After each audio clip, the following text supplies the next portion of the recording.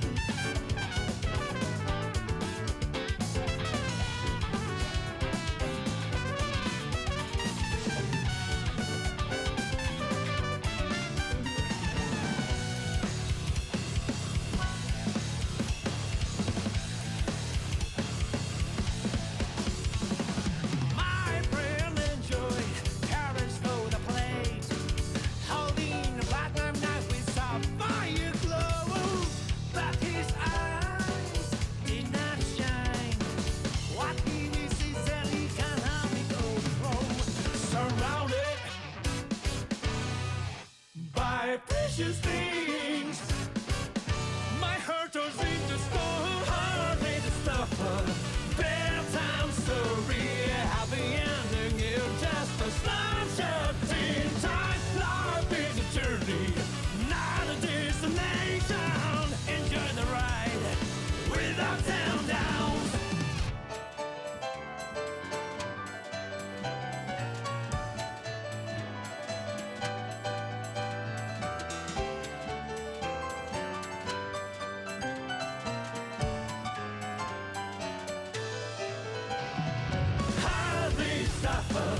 Bedtime story. Sometimes you have to play supporting role. But what matters is that your eyes shine in the moment. Happy suffer. Bedtime story. Happy ending. You just a snapshot in time. Life is a journey, not a destination. Enjoy the ride with ups and downs.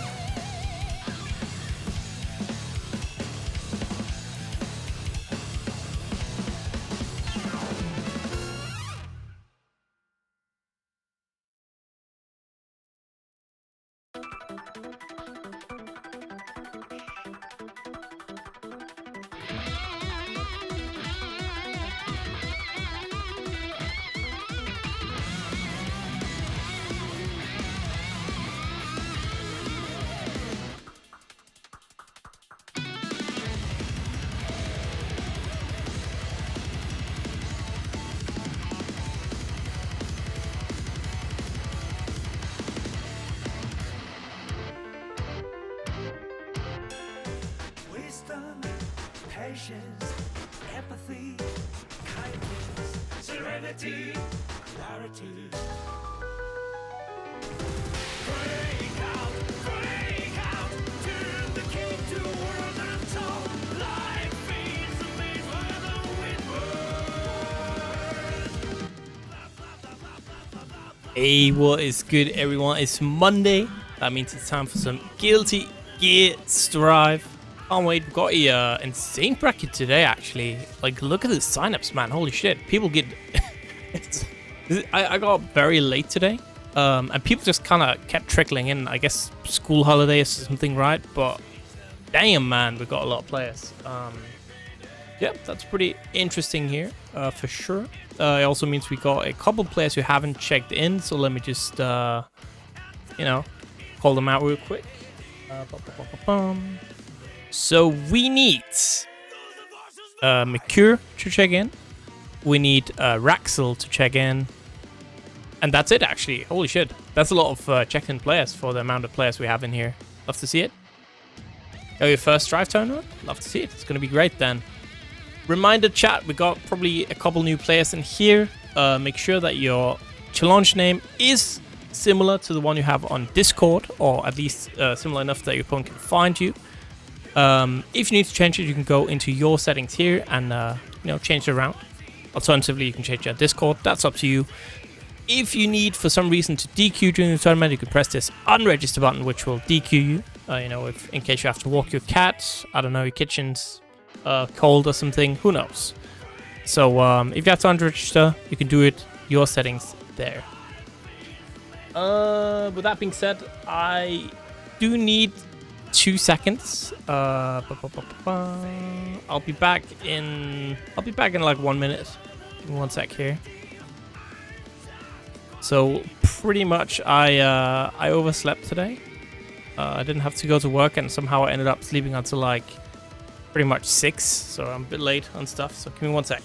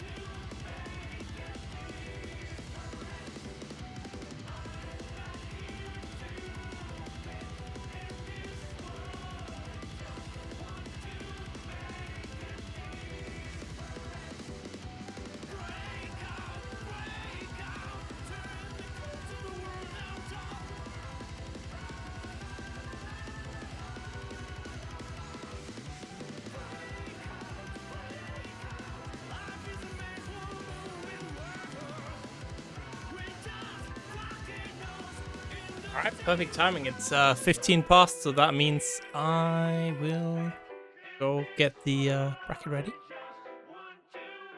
Whew, a little bit late, but we always made it.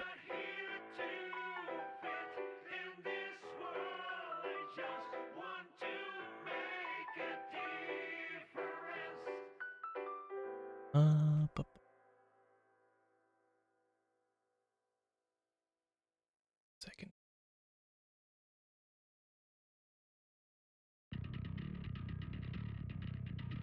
All right.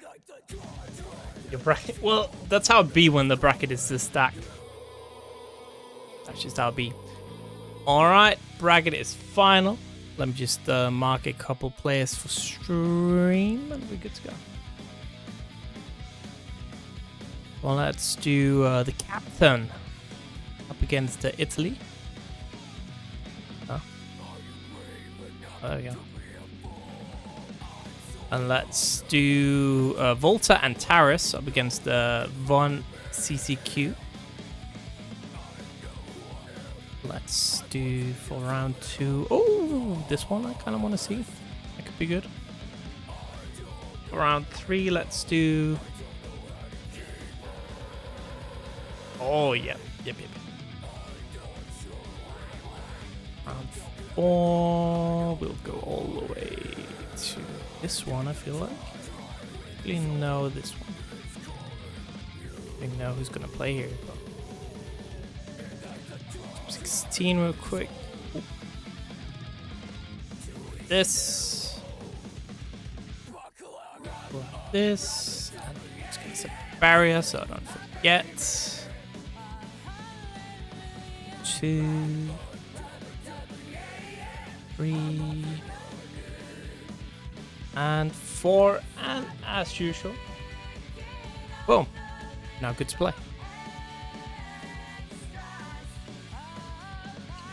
I can hear.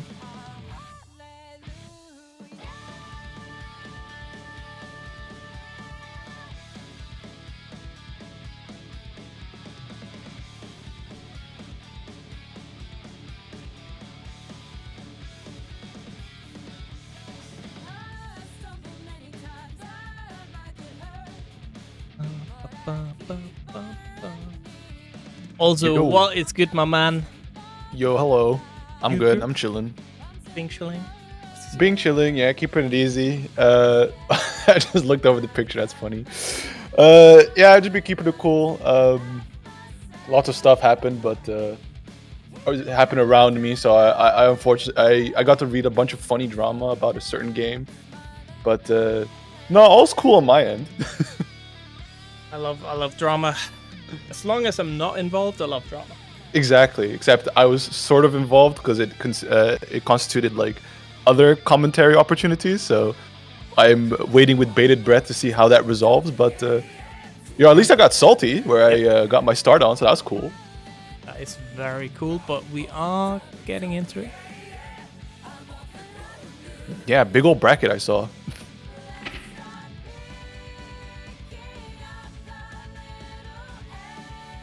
Let's see.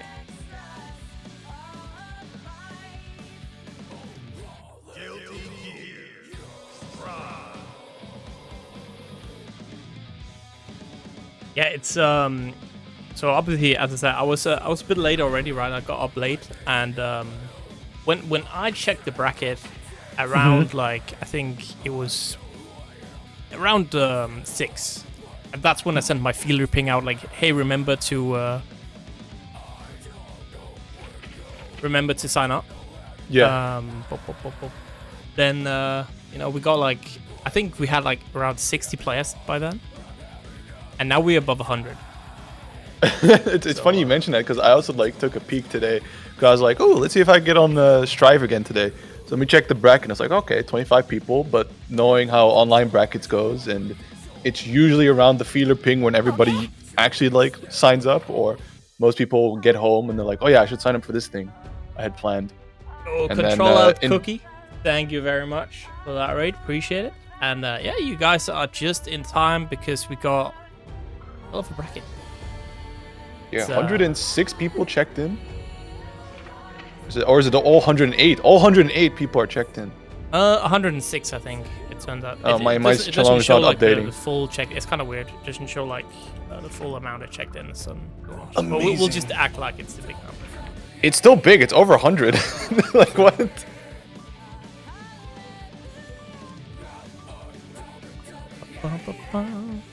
Alright, I got the code for you as well. There you go. Amazing. Music. Cool. Alright.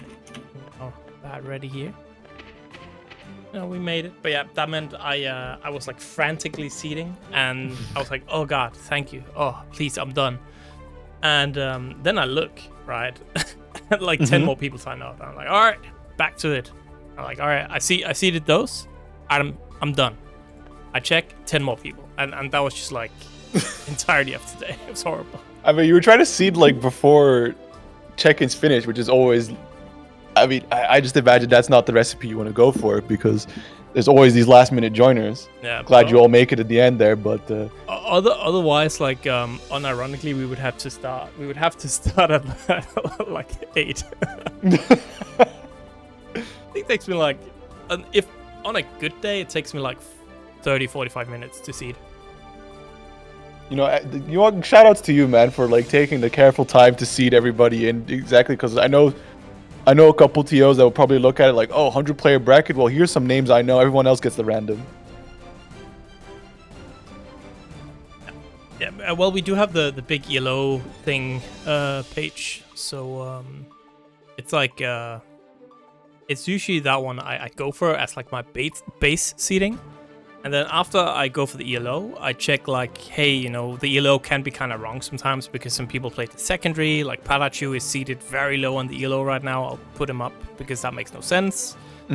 And then after that, I will maybe check some recent results as well. Like, hey, is this guy maybe seed a bit too low because the elo doesn't really reflect how well they've done recently.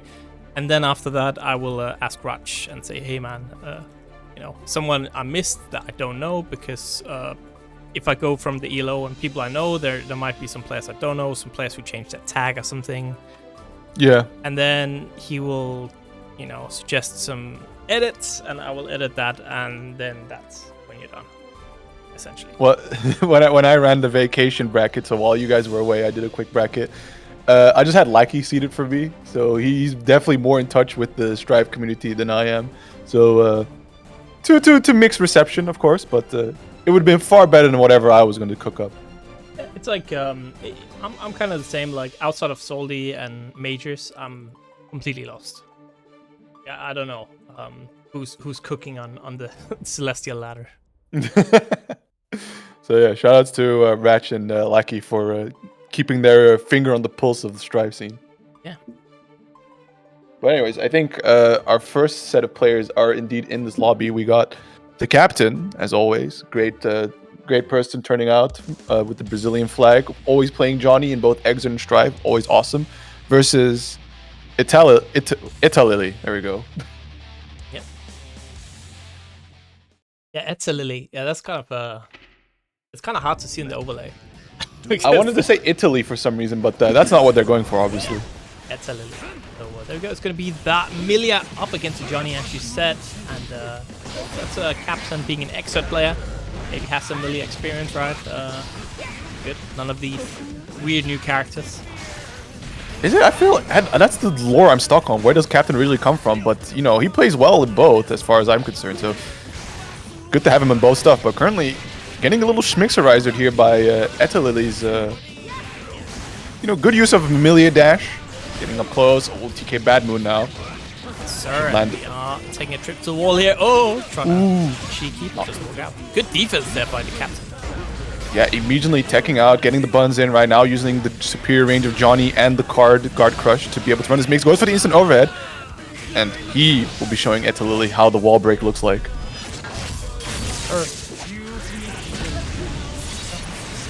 First round for the Captain. Yeah, very nice. Going into this next round, already a lot of movement used, but the pseudo third dash from Millia. Alright, and an instant burst to try and cut the momentum short. And I think the Captain trying to use a little bit more of that Johnny superior range, right? Keep it at a little distance, because Millia, of course, wants to cook in your face, but now he just completely runs up on her and close slashes. They just counter. Really reading the timing well there, and yeah. The Captain with the first game on board. Yeah, very nice.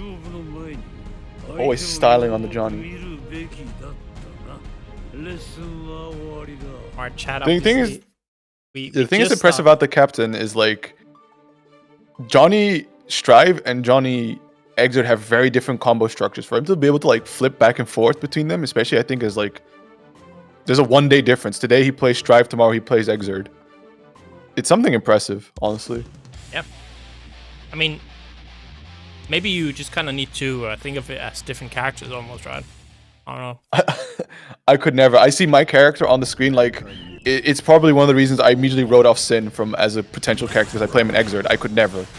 It would just mess with my muscle memory too much. So shout out to these players that can make that separation. I think the worst part is if you have special moves that are good in one game but bad in the other game.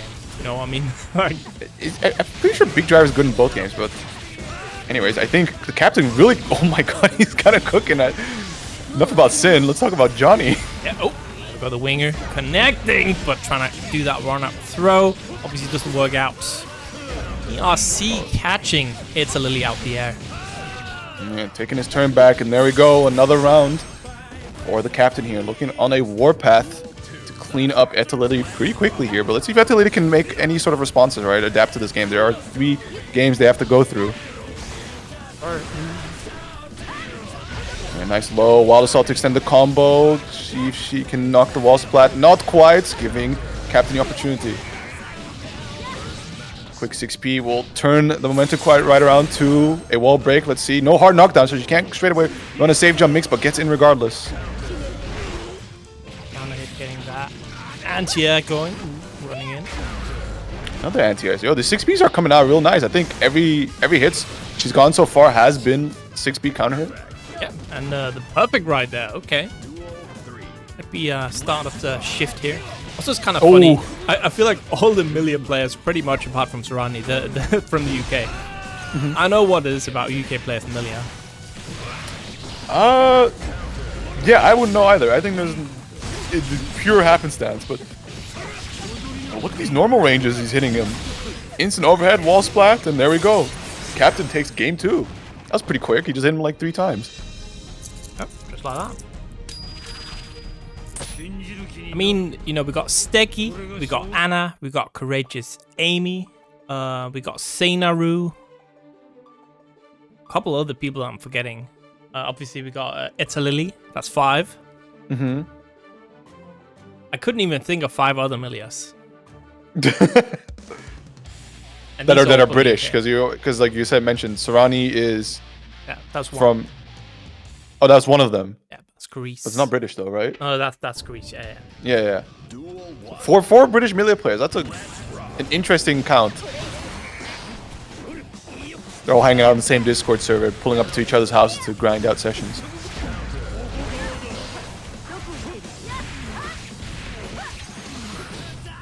Anyways, and nice. Yeah, something to really switch here, right? ettalily I don't know. I think I've seen ettalily like get a couple good situations out, but ultimately it's just like the big combo factor that Johnny can score over like Millia's defense that lets Captain close out these rounds, because Millia, for all the mix and movement she has, will have to play sort of this death by 1,000 cuts approach on you, whereas we look at Captain here, landing a nice big counter hit, and this... Ooh, no, doesn't go for the wall splat, but now gets one. Instantly closes the life deficit, right? And now has 50 meter and the positive meter bonus. And just with that, JK puts himself on set point. Oh, well, it's at first to 3, so we got a little bit. Was it? Oh wait, ettalily won the previous one. I thought... Didn't Captain win that? Captain won the first one, yeah. I thought he won the second one too. Oh, did I completely blank? Oh my. Did I blank? I think you blanked. I think Captain's 2-0. Oh no. We'll see how they respond, because I swear he won. I swear he won the previous one. Yeah, it wouldn't be. I wouldn't put it past me to. We talked about Millia, and I'm just like, all right. Oh, Millia. Oh yeah, that's a W right there. Let's see how they react, or because you said the rematch. I'm about to see the count, and then they keep going back. If they keep playing, then I'm completely wrong. Yeah. Ratch says it's 3-0, so I think yeah. Captain was making pretty quick work of that. It's 3-0. God damn it! I would never be wrong, Chad. Shut up. I can't. Surely I can't be wrong twice about Strive being first to 3. Shut up. I said like last time I was on here, I was like, yeah, and it's on set point, and Lapsus hit me with the no. This game is first to 3. You lost in my heart. You didn't capture my heart, Captain. That counts as a loss, right? Because I clearly that second game I was thinking that ettalily was cooking. So clearly that's because you didn't capture my heart. You've got to do better next time, you know? Nah, I's professional hater over here. But it is what it is, ultimately. Chat keeping us honest. Ratch, Co-TO sitting in the chat, sniping these allegations. Let's see. So up next we have Volta. Let me see. Let me read this. Actually, get a little closer. Volta Antares versus. Is that vonzz Q? How do you say that? vonzz. Okay. Yeah. They just threw a Q in there for fun, just to trip me up. So interestingly enough, vonzz from China. So I wonder where they're playing from. Yeah, probably just repping the Chinese flag, because like similarly, right? I don't know where the captain is currently stationed, but surely those connections, especially when I played him in Xrd, that's not a Brazilian connection.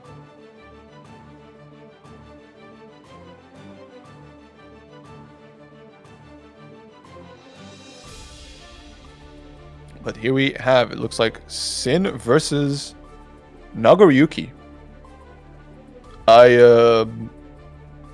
This is the first time I see this matchup, actually, so I know what these characters do in a vacuum. Oh wait, hold on. Volta hopping off the plate. Is this a character select? Maybe a palette swap?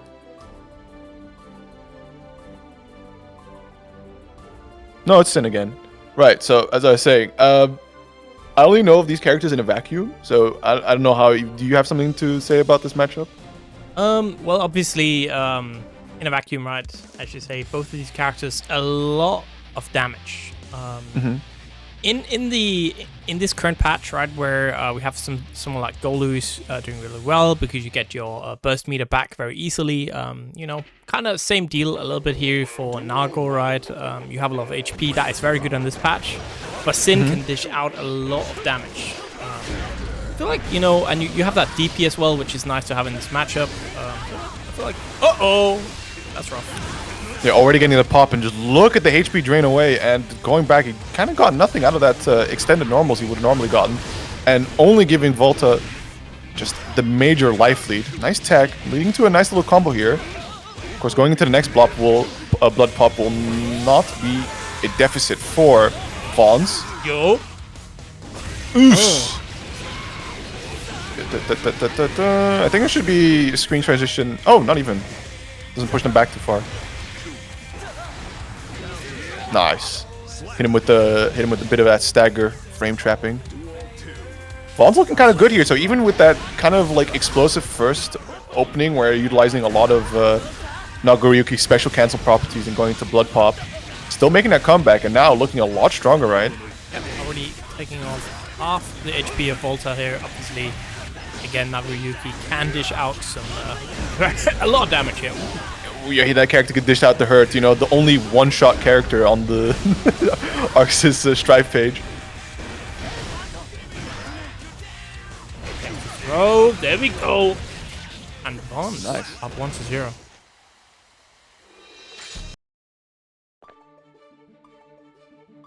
Pretty cool there from vonzz. So kind of like a very risky first round, but the second round looking a lot more like classic Nagoriyuki style, just dancing right outside that blood pop range, getting the big funny damage in.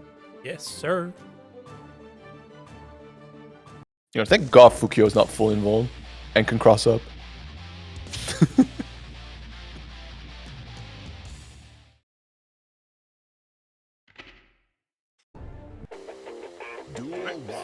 Game 2, here we go. Volta Antares on the Poland team for the team tournament next week. So, oh, that's nice. Definitely gonna see again. Wait, is it by nation or is it just happens to be Team Poland? It is by nation, yes. Oh, I gotta hit out my Dutch homies then. Yeah, but you are allowed to do 2 teams by the same country. All right. Well, Volta now looking pretty good with this comeback. Of course, not quite tying up the life deficit, but with the positive meters bonus, should be. Yeah, but look at that, right? vonzz just has 2 sticks of butter. Doesn't matter. True. But I think he's being denied out of it. I was about to say he does indeed have, like you said, 2 sticks of butter, but the footsie is coming out of Volta, denying him the option. Also, not really wanting to burst there. Understandable. Connecting with that 5k, sending Volta to the other side of the screen. Ooh, very nice. Look at that. Again, the damage. Huge. Yeah. The blood pop not quite popping just yet. Goes into the super, so that should be a clean wall break. But both players pretty even on meter. Also, both players have burst, but I think with this life deficit, it's going to be really hard for Volta to be able to come back on this round, and the Fukio bite will close out the round. So 1-1. That's an interesting JK, but both players out doing little footsies here. Early burst from Volta, wants to cut the momentum short, but vonzz gets the next hit, pushing Volta all the way to the corner. Oh, punishes the whiff throw. Doesn't get the most damage out of it though, and yeah, now it is Volta Antares in charge. No mind, not for long. Yeah, and the RC to extend it, trying to go for the wall break, doesn't even need it, and also with no burst, will close it out. vonzz taking the second game, 1 game away. Right now, it's not looking for good for Poland. You know, shades of the European Cup right now. But yeah, let's see what I mean, what would you like to see Volta maybe try a little differently? I think a bit more patience, right? Because he's getting punished a lot, but because he's whiffing a lot. So just maybe try and you know, look for a little bit better spacing, maybe. Because it is hard as well playing the spacing game against Nagoriyuki. This guy has hella long buttons, right? So if you whiff, you're gonna get punished. Yeah, and also at a distance, he can just get that counted Beyblade, which instantly leads him to this wall break and the baited burst. I think that's all he wrote. Ooh, drops a combo, goes for a purple RC, giving Volta the opportunity to press in return. Oh, big pressure, getting the throw, got a lot of meter to play around with. Yeah, burst coming out from vonzz. He does want to close out this round, so that's pretty interesting. Both players now doing a little bit of feeling out. Nice whiff punish coming out from vonzz. Just one more hit, and there we go. The Beyblade will put him on set point.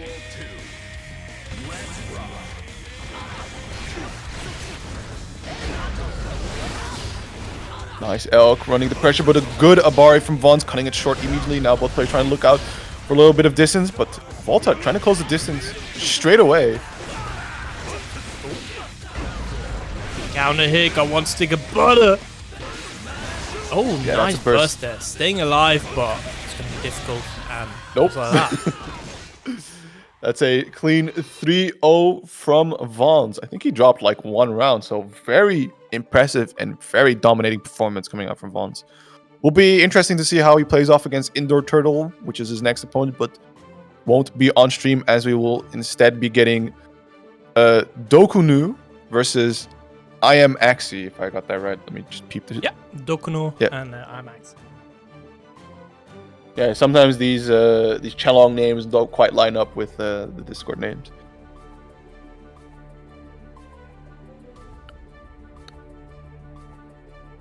Right, so yeah, pretty interesting here as well. NSxC, DoKuNu, two players that have played pretty much since the start of Strive in Soldi as well, and both of them are quite strong. So this is like a round 2 matchup of two players that are very good, actually. It'll be pretty interesting seeing how they're going to do. Obviously, reminder, chat. You have a Match Arena page right there in chat. You can see it. So don't hesitate to go claim a code. We already have $28 in the prize pool. So low-key, I have started a new system with the prize pools. You can see I actually put $25 in, and that's because we had more than 100 players. I just didn't officially announce it yet, but I've been doing it for the last couple of weeks. That's why the prize pool's already big. So if it's not about claiming codes, your participation as well helps out the top performers. So, and also, you know, something to aim for. You wanna cut of that prize pool, improve, work hard. But indeed, we have, why did I close the tab? We have 36 codes remaining to be claimed, so head on over to the Match Arena. You can sign up through multitudes of avenues. You got, of course, your Twitch, you got your Facebooks, you got your Twitters, Discords, even your Battle.net. I think I also heard you can use your LinkedIn, if you so feel inclined to sign up to the Match Arena website, where then afterwards you can hit the claim code button, hassle-free, cost nothing. Help support these players that are putting on this excellent free entertainment for you all. Sir. Yep. You know, if you want to be a true professional, right? I would go with the LinkedIn for sure. Put your first name and last name out there. Yeah, absolutely. I mean, some of it does it well, as well, regardless. Kind of silly. Yeah, I mean, maybe it's just all the real good use of the API. Double Leo matchup. Yeah. Huh. That is That's right. That's gonna be funny. Because mirror matches are always interesting to talk about, because both players just want to do the exact same thing. In this case, Leo just be in each other's face and run that back turn mix. And DoKuNu getting the initiative here. Oh! I'm actually letting DoKuNu getting away with war crimes, unpunished flash kick. Oh, nice footsies beating out the heavy boom. God, these dash up throws are doing mileage. Yeah, and one time it misses, he instantly purple RCs to deny the punish. Go, Half-Life already lost, man.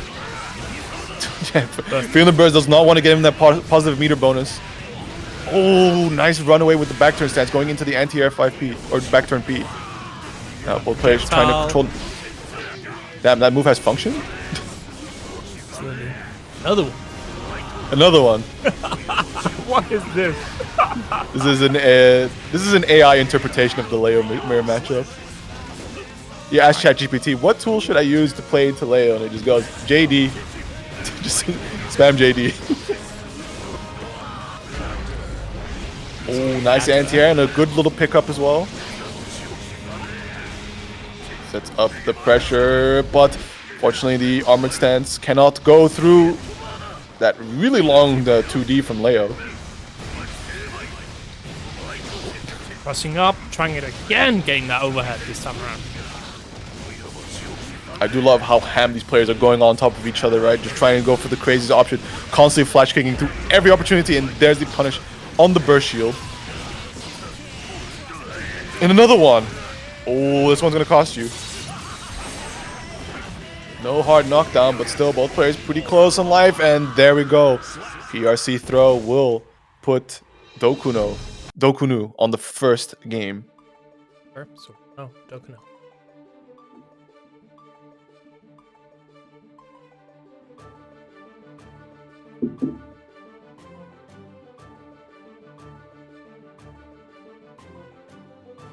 He's kind of hovering around, trying to take their time, thinking, how do I out Leo the other? Because it's tricky. Like, mirror matches always pose an interesting thing. Although, like you said, these players have been around here since the start of Strive, so probably they're very intimate with how their mirror matchup goes. But the ultimate like thing you don't expect in mirror matchups is you'd think you'd know what your character does because you play them. But you only know it from the perspective of playing them, really. Exactly. Always playing the mirror match, and you get hit by something like, why would you do that?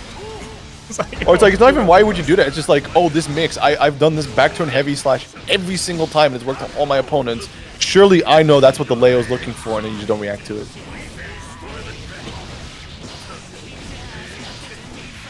There we go, running in. Oh, burst coming, the double H boom.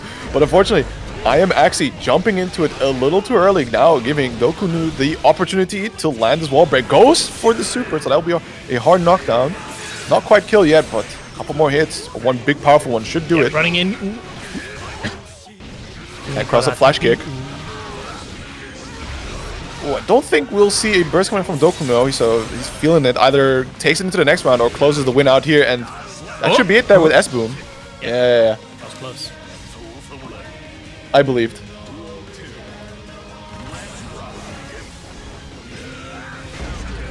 Oh my god, 2D. Big lunge counter hit. Always epic. Nice footies. Good rip from DoKuNu. Nice throw. Putting IMAX in the corner. Gets a whip punch on the throw, and that should be another wall break. Unfortunately, I think he... I don't know if it was intentional to go for that final move. Guess he wasn't expecting the wall break just so soon, but nevertheless, starts the rampage off. And claims game 2. 2-0.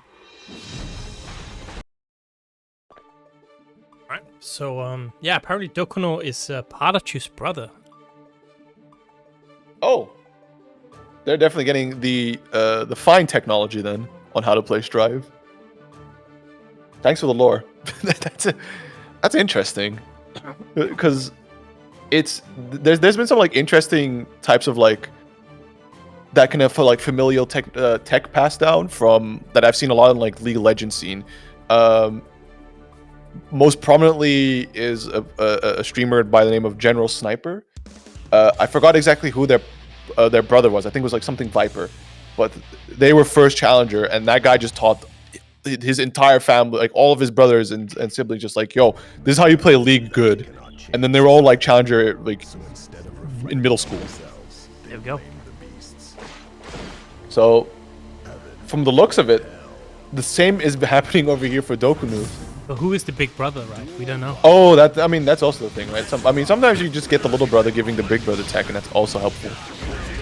Helpful, but shameful. That's a perspective indeed. Oh no, DoKuNu is the older brother. There we go. Yeah, maybe.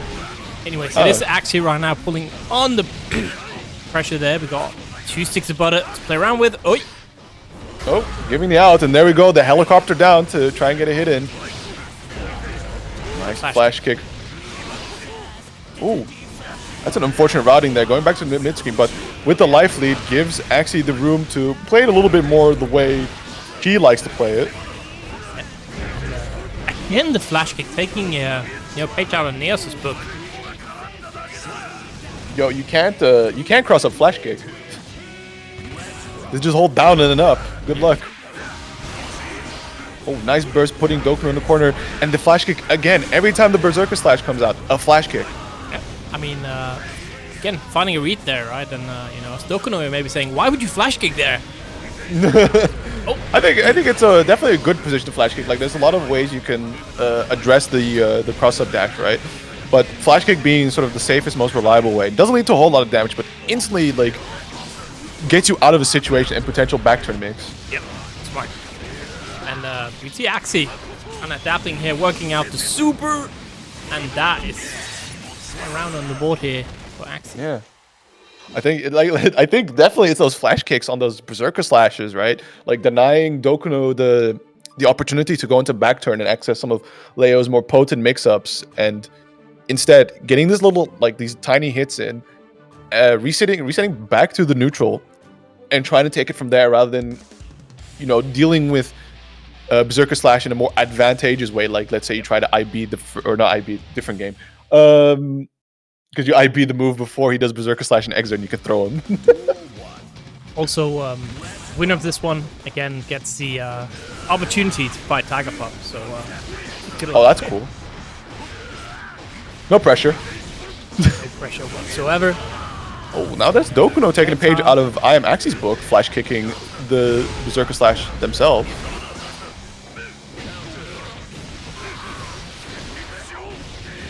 Nice little extension coming out from DoKuNu, goes into the back turn, and there we go, flash kick to the overhead.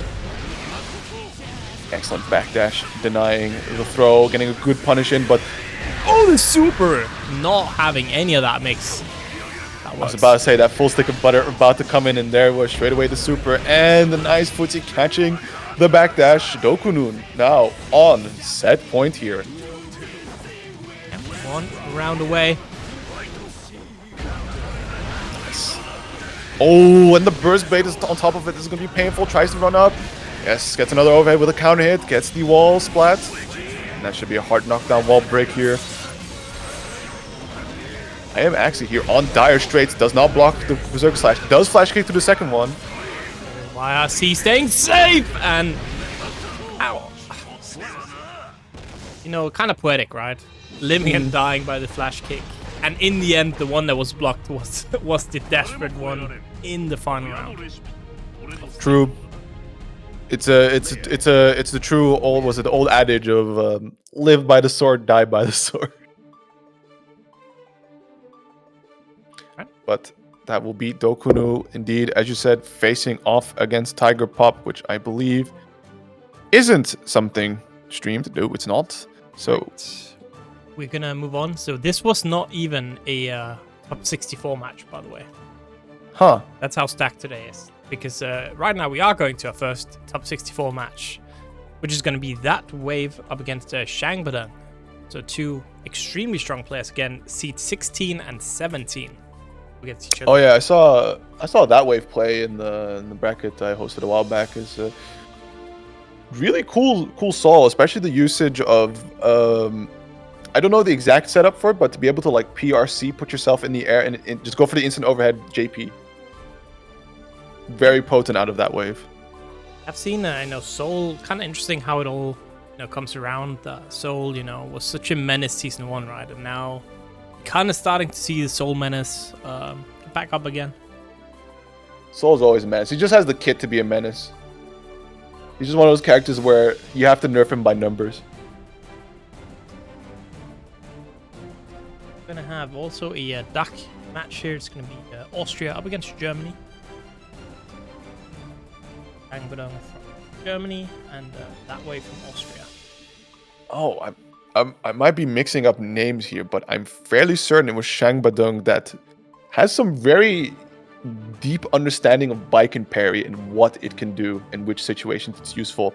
Because the one time I saw it do a really sort of like what type of situation was Baiken parry on Gigantor from Potemkin, but it was like the first hit of the first active frame of Gigantor is apparently like a mid or something. So it's like him puffing out his chest that has a hit before the Gigantor projectile becomes active, and so he was able to parry that and deny the projectile coming out. Yeah, I mean, wouldn't surprise me. This guy's been playing Baiken for so long. One of the best Baiken players we have in the region. Very, very strong. Got a couple of TheCaptain since all the honors spelled in pretty stacked brackets as well. So someone who's, you know, again, seed 16, that's quite nice. Especially in this much of a stacked bracket.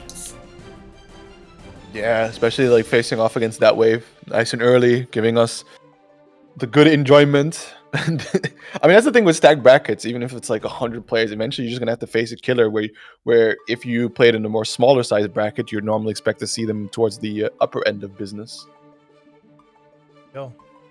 Here we go. Yeah, Baiken versus Soul.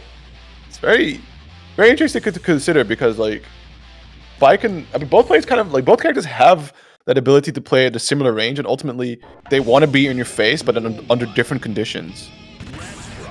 So we'll see who can enforce their condition first, starting with Shangbadung getting the Kabari. Unfortunately, that is actually ThatWave's Kabari, denying the dust loop actually because it pulled him under. And awkward. You know, controlling the space a bit with tatamis, but ultimately it's up to Shangbadung to close the distance, right? Like they're on the life deficit, and there we go, finding a way in. Gets a little bit of a combo going, but ThatWave instantly busting out. A one stick of butter as well, the throw, and that.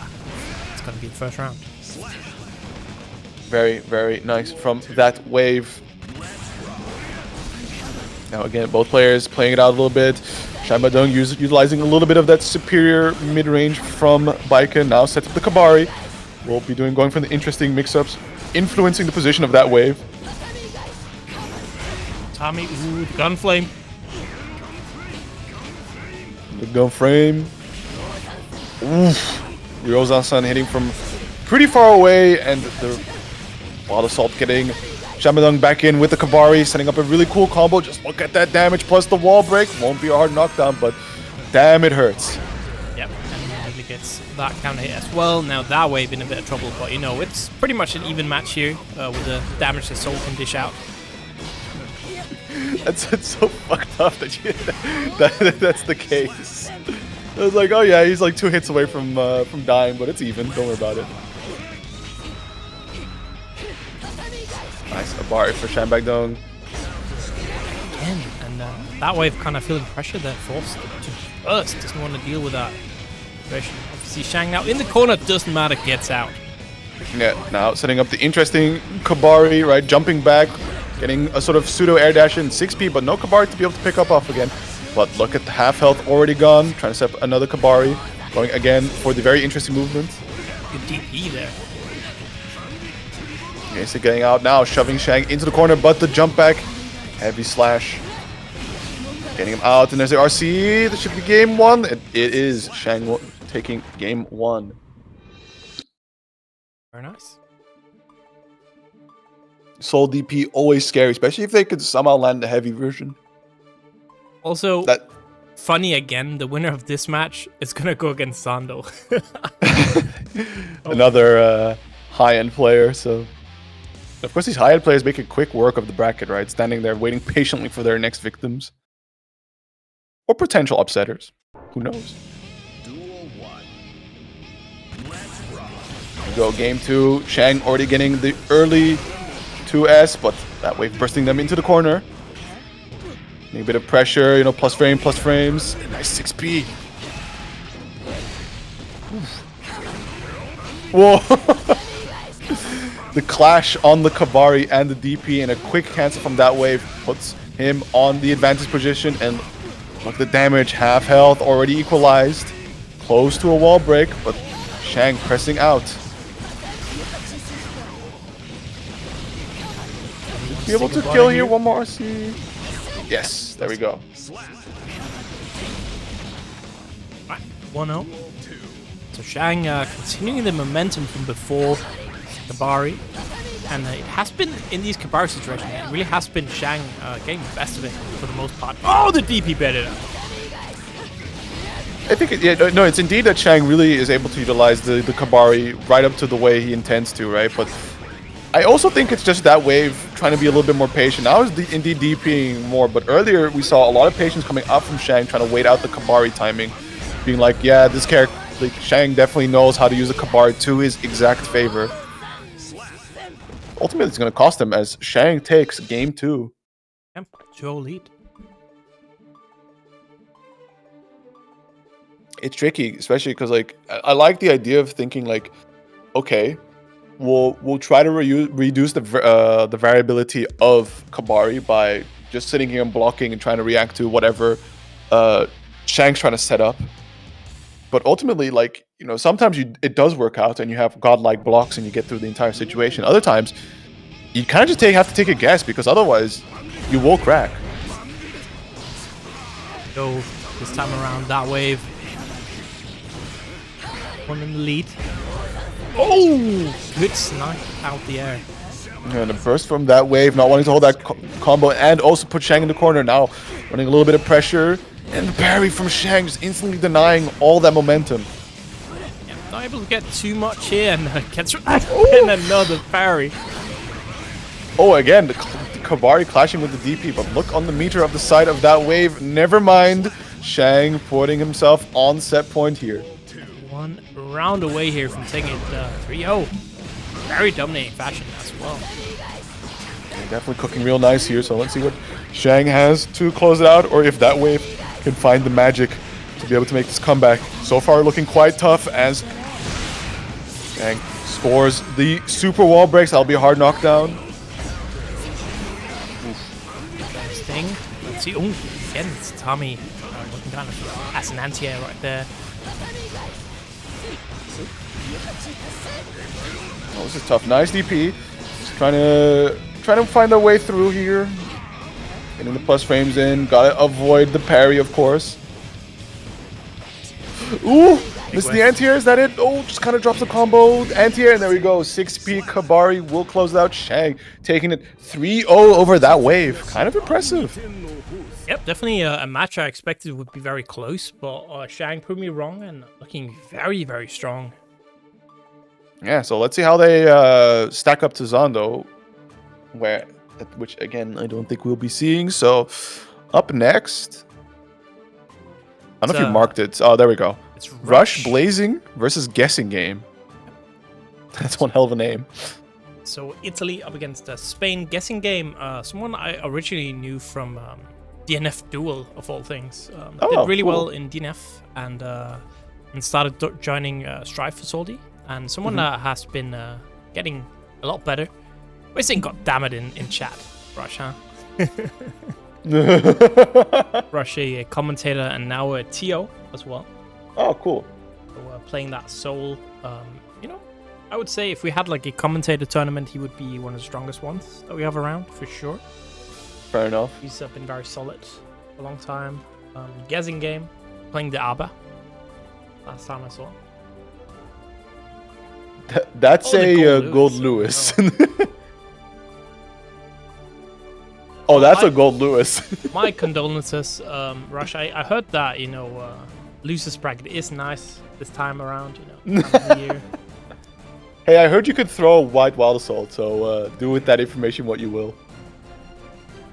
But while we wait for Rush to head on over, a reminder that, you know, head on over, try to claim some codes over the Matcherino. We still got hella codes left, 34, and if I do the math with our 92 viewers, doesn't quite add up here.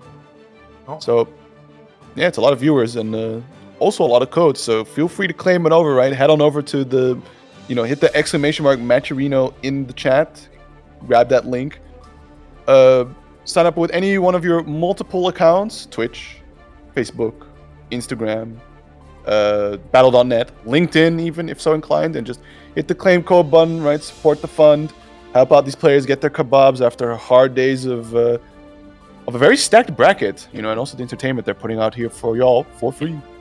Yep, just remember obviously only one code per person, and we saw it. Yeah, so clearly. Yeah, don't use, when I say you can sign up with these multiple avenues, it doesn't mean sign up with each one, just pick one.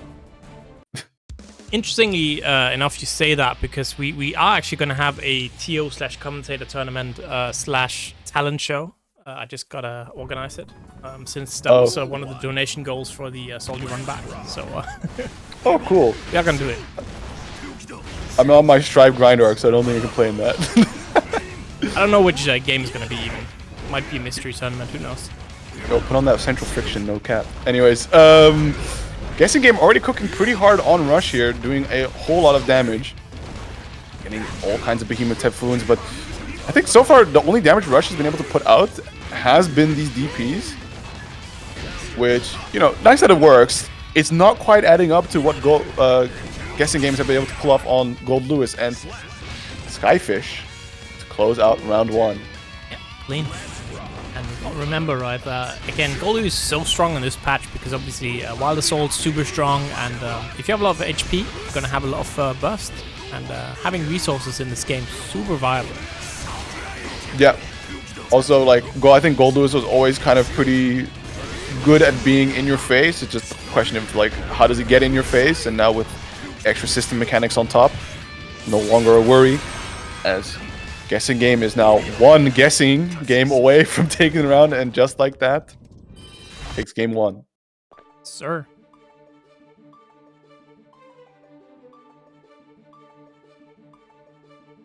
Please Vortex under the reversal super, indeed. So we head on into game 2, both players sticking to their picks. Let's see what Rush has in adaptation to be able to deal with the onslaught from Guessing Game. It's got to be quite a bit because those were some pretty dramatic rounds we saw earlier. And there it is. I was waiting for it, and there's the white Wild Assault at long last. Both players kind of just feeling each other out, getting the little hits in, and there we go. Nice starter coming out from Rush. Look at the big damage. Unfortunately, drops the combo, but still. Guessing Game in the corner, so the situation is nice. Wall left. Wall break. Ooh. Oh, nice. Yeah, pretty good. Trying to keep away from the Bandit Bringer. Still, look at the life deficit. Goes for the tap dust into RC, but jumps out of the throw. Now putting him into the corner. Ooh. No. Robbery denied. Rush takes a round.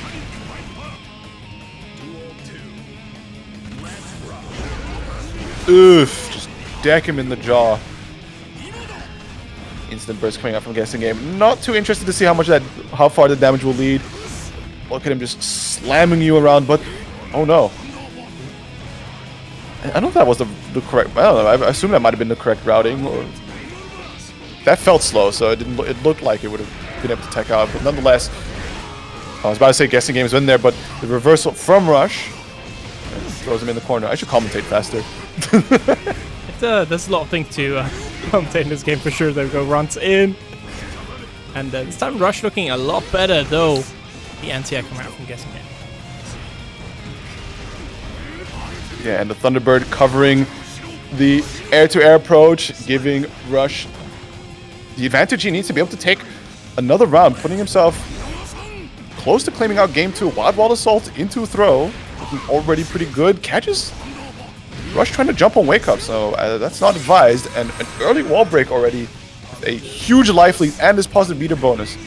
Should slowly build him back up to get that wide wall assault, but probably won't need it into his Behemoth Typhoon.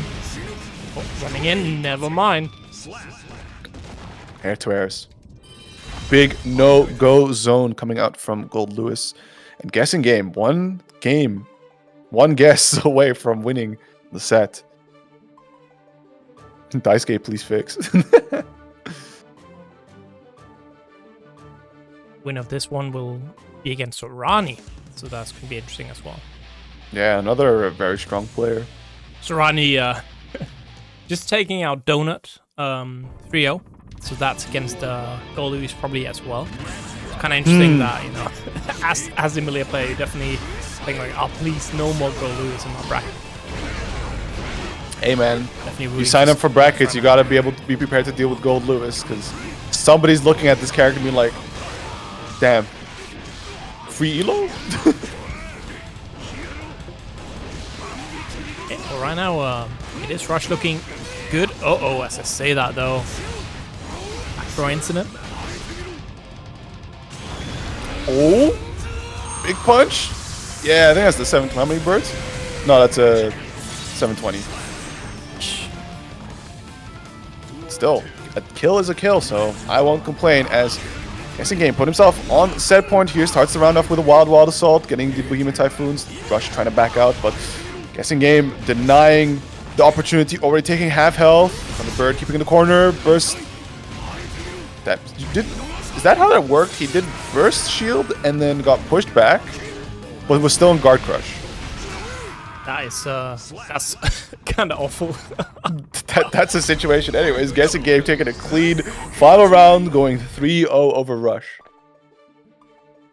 Right. Also, I didn't have the opportunity, but it was a fun fact in the last game. The song that was playing was the soundtrack they used for the Rev 0 mod for Xrd.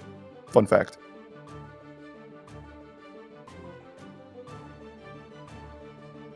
All right, so we got a bit of a wait if we are gonna do the other side of the bracket. So I think we're actually just gonna do Guessing Game right away again, because I can see we got PataChu and vonzz playing right now. Winner of that one will go against the Precho. Let me actually quickly check when they start playing. If they start playing like 5 minutes ago, we'll, just talk it out a little bit. They did podcast it up a bit. Yeah. They did start playing maybe 4 or 5 minutes ago, so I think we'll just podcast it up and give Guessing Game a little bit of a wait. That's fine. Give him a breather. See, as the professional streamer, I almost forgot to seed Donut, and I was like, did they sign up again? But I think I seeded the wrong person instead of Donut. I think I just... Oh. I just looked at my seeding, and I'm like, wait, this is wrong. Like, somebody who seeded pretty high. That's not supposed to be there? Player, but definitely not that high. Wait, was it the donut that Sorani beat? Yes. Oh, so it's not... Donut is good. Donut is good. So Donut is not the... It was like somebody... So I forgot to see Donut at the beginning of the tournament. And I was like, oh shit, I had to see Donut. So I see Donut. And I was like, I'm sure I seeded Donut before. What's wrong? And then I look at my seeding and I'm like, wait, who is this guy? Oh, I got you now. Yeah, so it's like somebody else who was seated really high, and I'm like, man. Have you guys been playing better defense, Kappa? True. Just block him out, Lamau.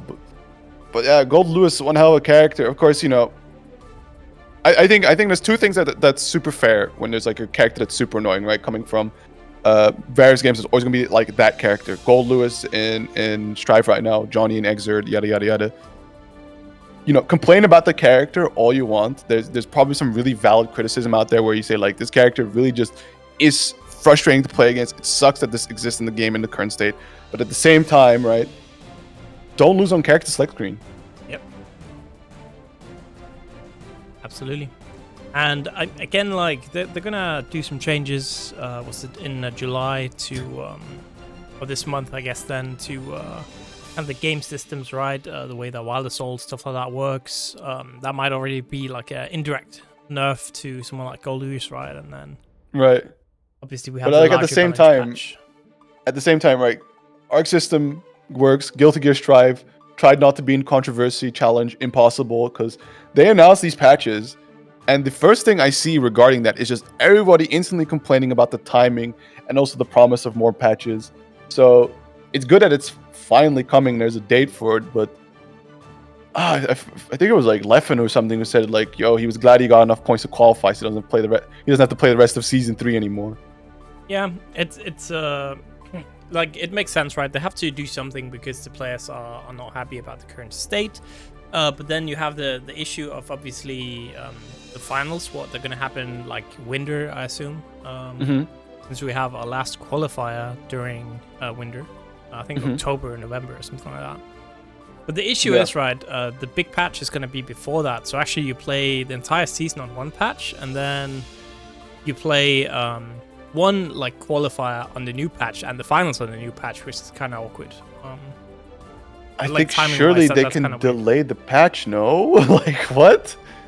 I don't think so, no. So because again, the players want the patch. That's a weird thing, right? So it's kind of like damned if you do, damned if you don't. If you don't put out a patch, the players are mad. If you put out the patch, the players are mad. True, but I think now you have to like sort of like fine-grain tune how mad they are. I think definitely the players will be more mad in the long run with the fact that like, okay, current state of the game kind of sucks, but at least I'm practiced in it. If I go into something that I've worked all year, right, grinded all year for to be able to qualify in, and suddenly they shift up the whole game, maybe they even gut my character because it's a major patch they're doing for the. I think they said they were only doing buffs, right, in the next patch. I don't think they're right. Okay, so they throw the whole meta out of the way. The World Tour and adjust it to the patches next year. No, I don't know about delaying the World Tour. I just think it's like you're gonna have to do it in degrees of how mad are the players going to be. So I think they'll be less mad with just playing in the current sucky patch versus RNGing what could potentially either be maybe a pretty decent patch or an even worse patch. But regardless, it's still going to mess with just all the efforts that have been put in so far and all the practice they've prepped to be able to qualify with. I think at least we're getting the system patch, which, system mechanic patch, which might be the biggest issue, really. Because again, like characters like Goldlewis was always like kind of like this, very strong, but it was really like the existence of Wild Assault, stuff like that really, kind of made them into the monster they are today. Right. So I think maybe this patch this month might just kind of save it, right? So it's interesting to see for sure. I do think, like, again, I've mostly played Tekken, right? So I'm a bit of a shill. What can you do? But I like that they always, usually at the finals, announce like a big patch and do it like after the finals. I think that makes a lot of sense. That's definitely very fair, especially like everybody's been practiced and it's like, okay, we can cool it down now a bit. I mean, my shilling is that I come from a finish the game, so there's no more patches for me, and there's a couple characters in there that really suck to play against, but that's what you sign up for. But I think NSxC is definitely caught in a weird, hard position because I think the closest they had to like active success, especially in this new age of like patch metas, because before that, I think their last release was. Like Xrd was an arcade release, right? Like Rev 2, and then they did DBFZ, which is when we got all the patches and the seasons, and the game wasn't made at all for the arcades. It was made for home console and PC, which is when I think NSxC started learning like, oh wait, this is how we should actually time and manage this live game, air quotes, simultaneously like coordinating with Bandai, of course, but. So they're starting to get better at it. Now they're kind of getting that further feedback because Strive blew them up at an all-time new popularity that they now have to deal with this major sort of like spotlight that's on them. Like, okay, NSxC, fellas, you guys got the hottest game right now. I think one of the hottest. So you're up there with the big dogs. You're playing with Tekken. You're playing with Street Fighter now. Your name is in the conversation. How are you handling these patches? And they're still trying to figure it out. I mean, it's also difficult, right? Because they have said that it's a smaller team now working on the game. So obviously they can't just, like Tekken does right now, shit out a patch in like 2 months, right? Like it takes some time. Exactly. And that stuff probably was planned like half a year in advance, stuff like that. I assume.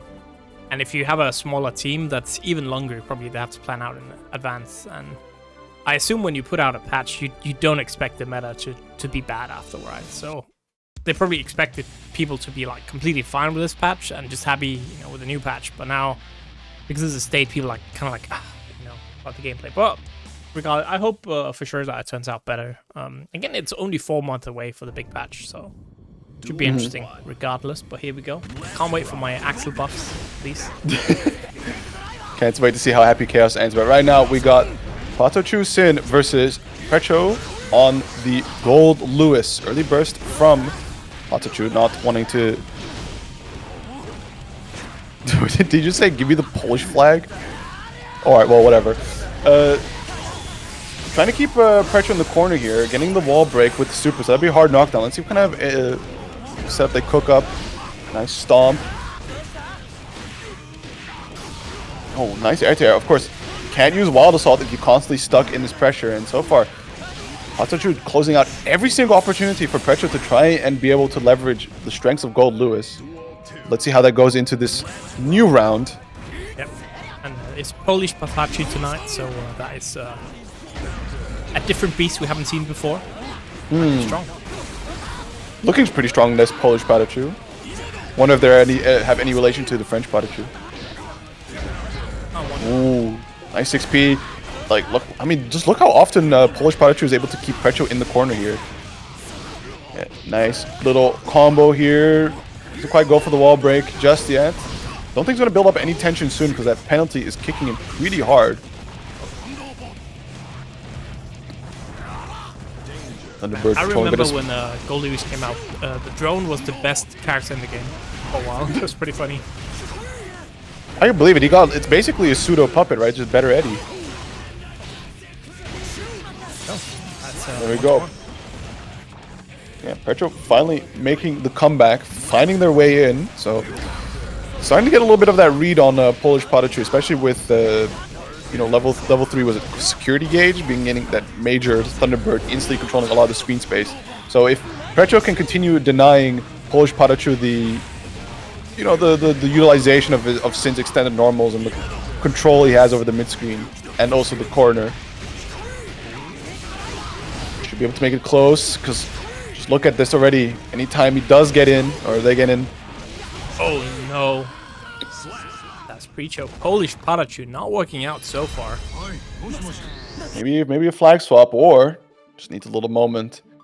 Precho definitely looking really good here. You know, the utilization of Thunderbird instantly giving her access to close in and just do the funny Bohemian Rhapsody.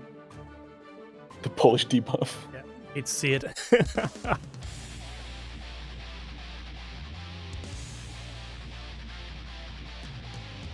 It's like but Thunderbird's so tricky to deal with because it's just that move. You sick the funny drone on them, and they go like, "Surely I can jump over this," and they're just sitting there waiting, going like, "You jump, real anti-air? Hold this." So this nice time around, Baker. On the DP. Yeah.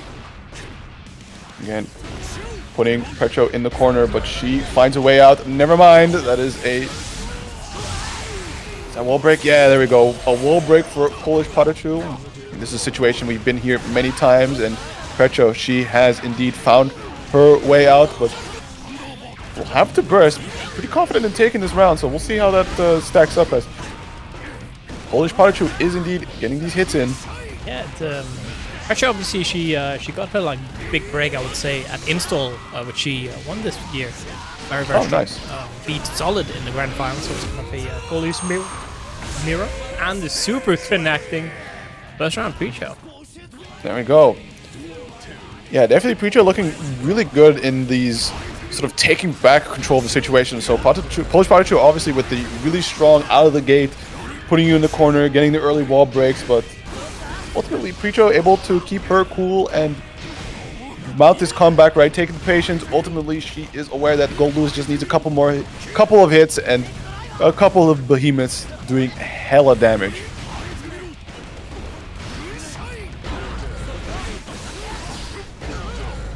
Double counter hit coming up from Polish PataChu, going coast to coast, and a RTL wall break. Going into this next hard knockdown situation. Of course, burst and meter on the side of Precho.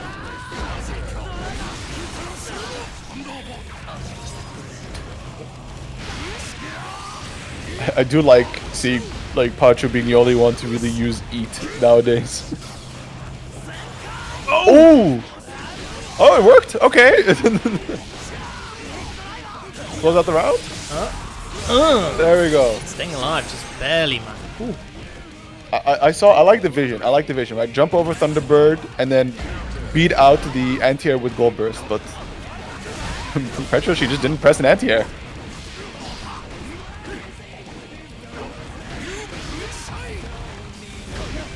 Oh. Oh, but yeah, RC, but still getting punished, so that's pretty interesting that's how it worked out, but now Polish PataChu trying to make the way in, but there it is again, the Thunderbird.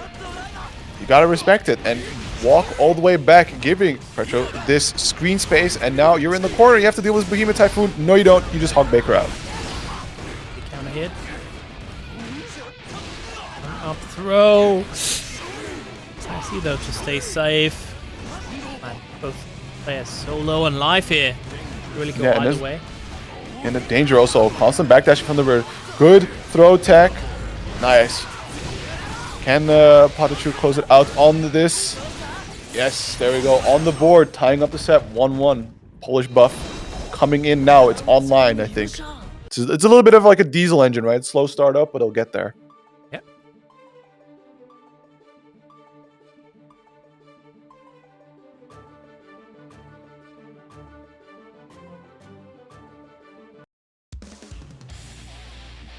But I think definitely the onus of adaptation has so far been put on the plate of Polish PataChu, as Precho kind of representing the same options still throughout these past couple rounds. And for the most part coming out on top, but it seems really scrambly on the side of Polish PataChu, especially when Thunderbird comes out of the screen. That's just a really hard situation to deal with. So far already taking a whole lot of damage, going for the early burst, but now getting a nice couple hits in, driving Precho all the way to the corner. Another overhead. Will RC for the extension, and there's Precho's burst. Thunderbird level 3. 2P anti-air. Oh, nice footsies denying the L cunt. In the corner, doing a nice bit of damage. Great beat, combos fake, but the damage very real and adding up. First round again, Precho. Not happy about how the other game went. Maybe we'll see. It's a nice L-Con, puts Precho again in the corner. 2S counter hit.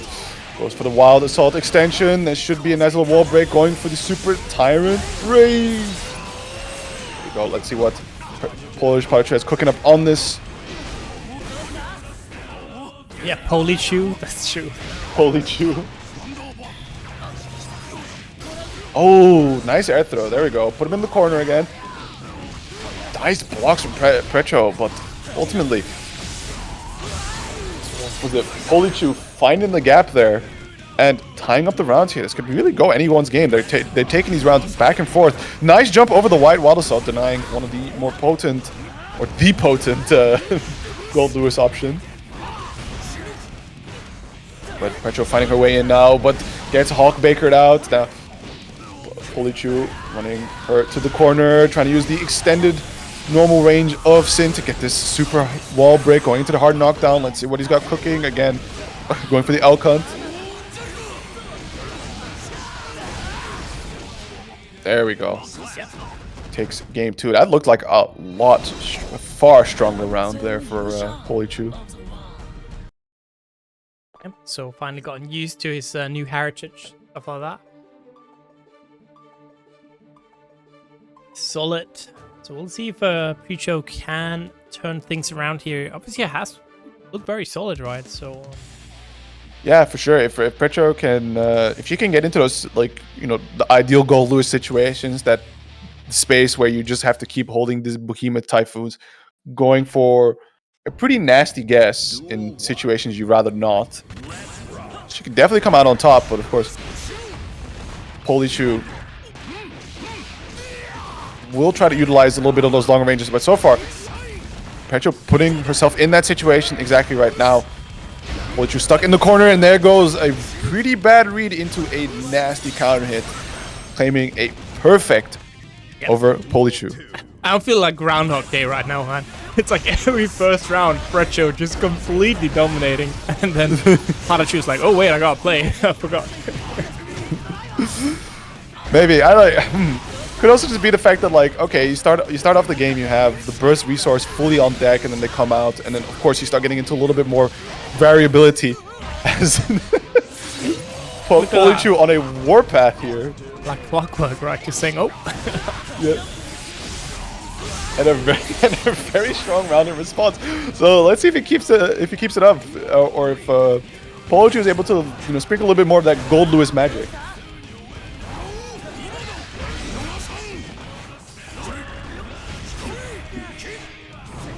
Thunderbird. Putting him all the way in the corner, gets the throw, sets up another Thunderbird. And another throw. In their best Potemkin impression.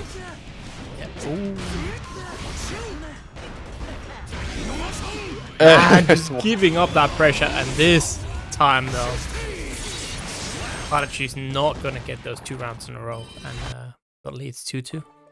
Tying up the set, but indeed, Precho finding herself that situation where she can force PataChu to guess, like try to guess a little unfavorably, going in the wrong direction, and being able to like get a really fat counter hit, and especially leading to that excessive damage that Goldlewis is able to throw out. And then on the other hand, playing Shin, you're gonna have to get a lot more of these like stray hits in there, build a little bit of, go for some of the special cancels you do have, or like the follow-ups, and then RC for extensions. And maybe if you get a really like hard read counter hit, it will work out. But it kind of goes back and forth in this way. So if Precho can indeed line up the corner situation where Goldlewis can just go ham, that's sort of like where PataChu has really struggled to get out. We'll see how this one goes right now. Final game here for these two. One of them is going to take a trip down to loser's bracket, which you don't want to, especially today with this much of a stack bracket, you do not want to go down there. It's always the Shark Tank, but tonight it feels even worse. Yeah, you also just want that lifeline, especially when you make it to grand finals, to be able to have that extra life. But so far, a complete flip of the narrative we've had so far. PataChu starting off pretty strong in the first round, claiming the burst from Precho, not having to use his own, and gets his next hit. Look at Bro Cook. Yeah, still stuck in the corner. Will Wallace out to try and extend. Gets a low hit in. But won't lead to a whole lot. Nice PRC from Precho. And kind of getting that side swap right now. You are in the situation you did not want to be in as PataChu stuck in that corner. Got one hit left here pretty much for both players. Who's going to get it? Oh, it sent you full screen. You now have to... Oh, never mind. Managed to get a nice counter hit in, but doesn't quite get the pickup. But the follow-up overhead will put PataChu on set point here. 1 round away from the top 8. Actually trying to say something about it here. Nice. Look at the damage as well. Yeah, I mean, it looked like a drop combo, but still, half of the health already gone. And that's a big, heavy risk coming out from PataChu as the throw is punished by the backdash, and that should be a pretty clean round. Double Luigi. Any player can take it, both on set point here. Yeah. Who's going to do it? Who's going to move to top 8? Who's going to go down into loser's bracket? Only this round will tell, as PataChu getting the nice counter hit, not leading to a whole lot, but the screen position is pretty good. Precho busting out, now running the Behemoth Typhoons. Good A.B.A, drives him all the way to the corner, goes for a quick wall break, get that positive meter bonus and the hard knockdown. We'll see what PataChu has cooked up. Oh heavens. Oh, that's a 1080.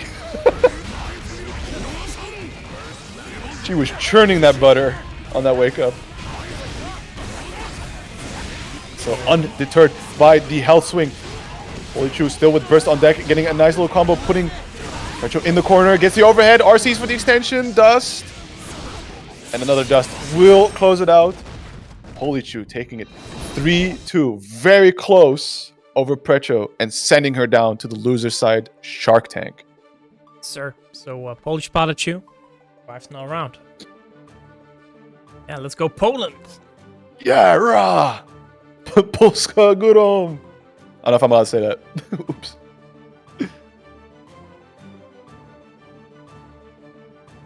So that means we are going to move to our next top 16. It is... Guessing game versus Sorani? Yes, sir. Yes.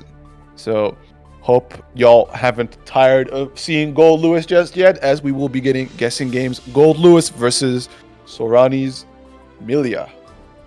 Yeah, it's going to be interesting. Again, Millia players loathe this matchup, I think. Good reason, right? If you gotta kill somebody with a million cuts, you prefer that it's not somebody that will kind of benefit from being killed by a million cuts. Yeah, also, I think it's indeed, like you said, normally it's a death by 1,000 cuts, but into Goldlewis, you might as well considered a million. Yeah. And also the fact that I think Millia got the lower defense rating, so those combos that already kind of hurt on Shin will hurt even more on a character like Millia. Quite not like Chip or meter break or mana break Asuka, but still, Millia, one of those characters that does suffer from this situation. But while we wait on Sorani, quick plug once more. Matcherino. I took a quick glance. There's still several codes to be claimed, so there we go. Thank you, Isaac, for putting the link into the chat. Go on over, click that link, head on over, get signed up with one of multiple avenues: Twitters, Facebooks, Battle.nets, even your LinkedIn's, Twitch also, and claim a code. Help these players, contribute to the Kebab Fund as they're putting on this excellent free entertainment for you. Try to help them out. Yes, sir. And you heard of Polish PataChu, but how about Serbian Sorani? What? What's the lord? Everyone feeling a little international today. Well, Sorani already starting off with the high aggression, right? Getting the early wall break plus the super for the hard knockdown. So let's see what she has cooked up here. Look at the blocks coming up from guessing game. Able to guess just right until the last bad move. Run, utilize that space. Created always the intimidating Thunderbird, but Sorani once again gets in. Driving guessing game back whence he came to the other side of the screen. YMC throw putting in the corner now. We're going to get into the Goldlewis territory. Never mind, it is going to be massive damage. Just look at that. It should be like 2 more hits. Tries to go for the Behemoth Typhoon, but fortunately getting punished by Sorani. Effectively donating the round to her, taking round 1, the first round. Immediately run up into that low, and you're just gonna right into the mixer yet again. Yeah, definitely another white wall assault. Like, it's funny, like both, even though they kind of do it in different styles, both players just want to be in your face and run different kinds of pressure. Goal is the kind that will hurt if you don't faultless defense it. Just like that. Also, it will hurt if you don't block it. So Sorani was about to say quite the hill to climb back up, but guessing game closing out round 2. Fell down the hill instead. And Coco won. Still got burst available, right? And you can kind of see what I mean with Goldlewis, right? Look at that burst just ticking up very rapidly. And you have Wild Assault. Huh, so do be on lookout for that in the next neutral situation, but so far, Sorani looking really strong here at all the cuts she's been doing. Yep. Counter hit, and the throw. What was that? What did guessing game go for there? I don't know, guess wrong. True, not his game to guess. Lost the game. To Sorani, first game. As we go into game 2, we'll see if anything changes. Guessing game did have a very nice looking round there, so if he could definitely capitalize on more what worked into Sorani, can definitely make this a nice close set, maybe potentially even take it. But for now, Sorani looking very strong here. Sir.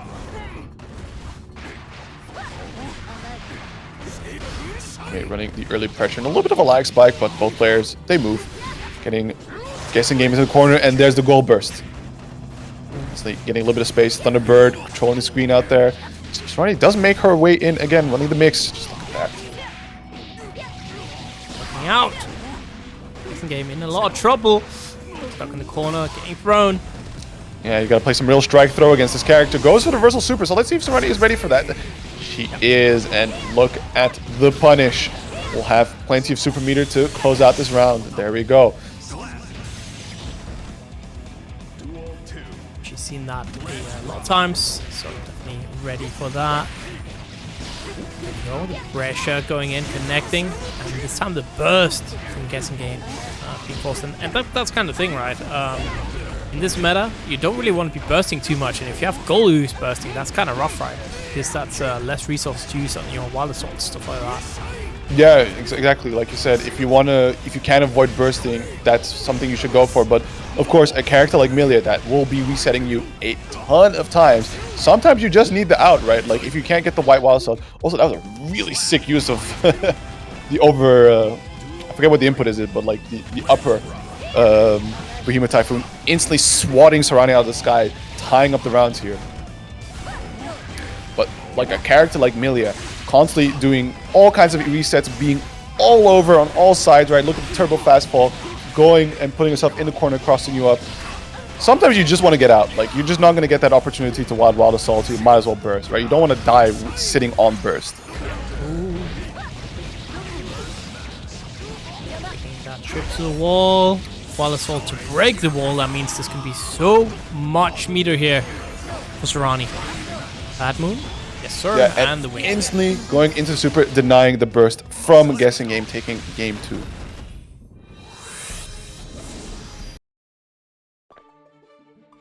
That's a really fast adaptation, honestly, from Sorani. Like, I think, because like she did like close slash straight into winger. I don't know what information she was looking at. I don't know how much health guessing game had left, or if his burst was coming up. But that definitely looked like a response to like, oh, if I go for a normal, like if I go for another normal here, that gives guessing game the opportunity to burst out, and we have to play one more interaction.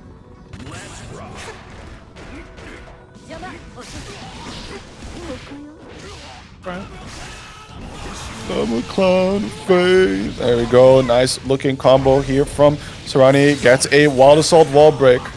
Let's see what she has cooked up here for guessing game. Oh, now it's guessing game. I feel like I've almost never seen that after all my life. Why would he be up there? Yeah. This guy's protected. That's a different American. There we go. Ooh, one more hit, and there we go with the OTG. Well, I think for the first time, claim a leading round in a game. Of course, that being said, there is a mount of the climb, and so far looking quite good. Look at the damage piling up already. That's the Goldlewis Millia matchup we are used to seeing. But Sorani also used to seeing Millia on the winning side. He's able to start running this mix, gets another Millia car for the knockdown, crosses over, YRC going unblocked, giving guessing game the opportunity to start pressing his own guessing game. Bro, that means guessing game staying alive. On the board. Quite another day here. I don't give guessing game too much hope, because this guy's gonna claw right back into it. Well, we'll see, because you know, you could. There's three games for you to adapt, and then you go to a fourth one, and then a fifth one, right? So it's nice and all for guessing game to adapt here, but this also gives Sorani the opportunity to adapt on your adaptation. And if it took you 2 games to get to an adapted point, it's going to look rough for you in the long term. Yep. So we'll see if guessing game can maintain the momentum he had in that previous game. So far, Sorani not making it easy on him, getting these light few hits, getting for a crazy mix-up, but nice A.B.A. Oh, that was an unfortunate misinput for the burst shield. That's right. Back. Half-life here for each player. Ooh, getting that cross-up. And one sticker butter available. Not able to kill, kind of unfortunately didn't get the wall there. Oh, with the throw. And the throw right back. Yep. Putting Sorani on set point here, but we'll see if guessing game can make any sort of lasting impact here. Looking pretty good already, getting the nice Behemoth Typhoon damage, taking as much tension away from Sorani, but of course build it up pretty quick here, so faultless defense away. We lost half your life, right? What are you thinking? You're a wall broken, and now we have to get back into it, right? But jumping back does not want to hold this pressure, but is forced to. Yeah, sending out the Thunderbird, trying to control that screen space a bit, like, you know, getting the free ticket down to mid-screen. The disc setup from Sorani will net her the cross-up combo, going into this near wall break. YRC blocked, and that punish should do it. That is all guessing game wrote, as he'll be sent down to the Shark Tank loser side by Sorani 3-1. So guessing game have to fight either Red Room or Blast Ups. That's going to be pretty interesting there. And that means we are gonna have our final match on commentary before we swap the teams out. And boy, what a match. It's gonna be Polish PataChu up against Zando. Indeed. PataChu versus Zando. Zando won OTB, wasn't it? Question mark? I actually... They won a major recently. I don't know what happened at OTB. I was like...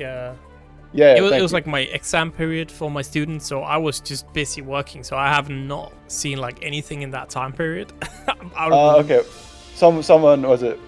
Rexu got us in chat, so Zando did indeed come off winning from OTB. So looking pretty good here, and also so far, let me just have a quick peek at his performance in the brackets so far. Every single match, except for maybe the first, every single match he's played in 3-0'd going into PataChu. So probably players, a player they're very familiar playing against, either through these salty brackets, other Strive online, or simply the fact of consistently meeting each other offline in these large tournaments. Yeah, I mean there's a reason, right, that Zando is seed 1, reason that Polish PataChu is seed 3. That's both players being extremely talented at the game. It's interesting seeing how as well they've gone through different iterations. I hope for PataChu's sake that we get some Elfeld buffs in 4 months, because probably the best Elfeld player in all of Europe actually. Well, rarely gets a chance to show it. Fair enough. So we'll see. Definitely, I think the Shin is the go-to pick here into Asuka, especially being able to deal with all the cubes that he throws out, right? Punching through them with your very nice long normals. So far, Zando already starting off with a rampage. Look at all the boxes coming out, overwhelming you with clutter on the screen. So I can say these two players in Soli have fought 13 times so far.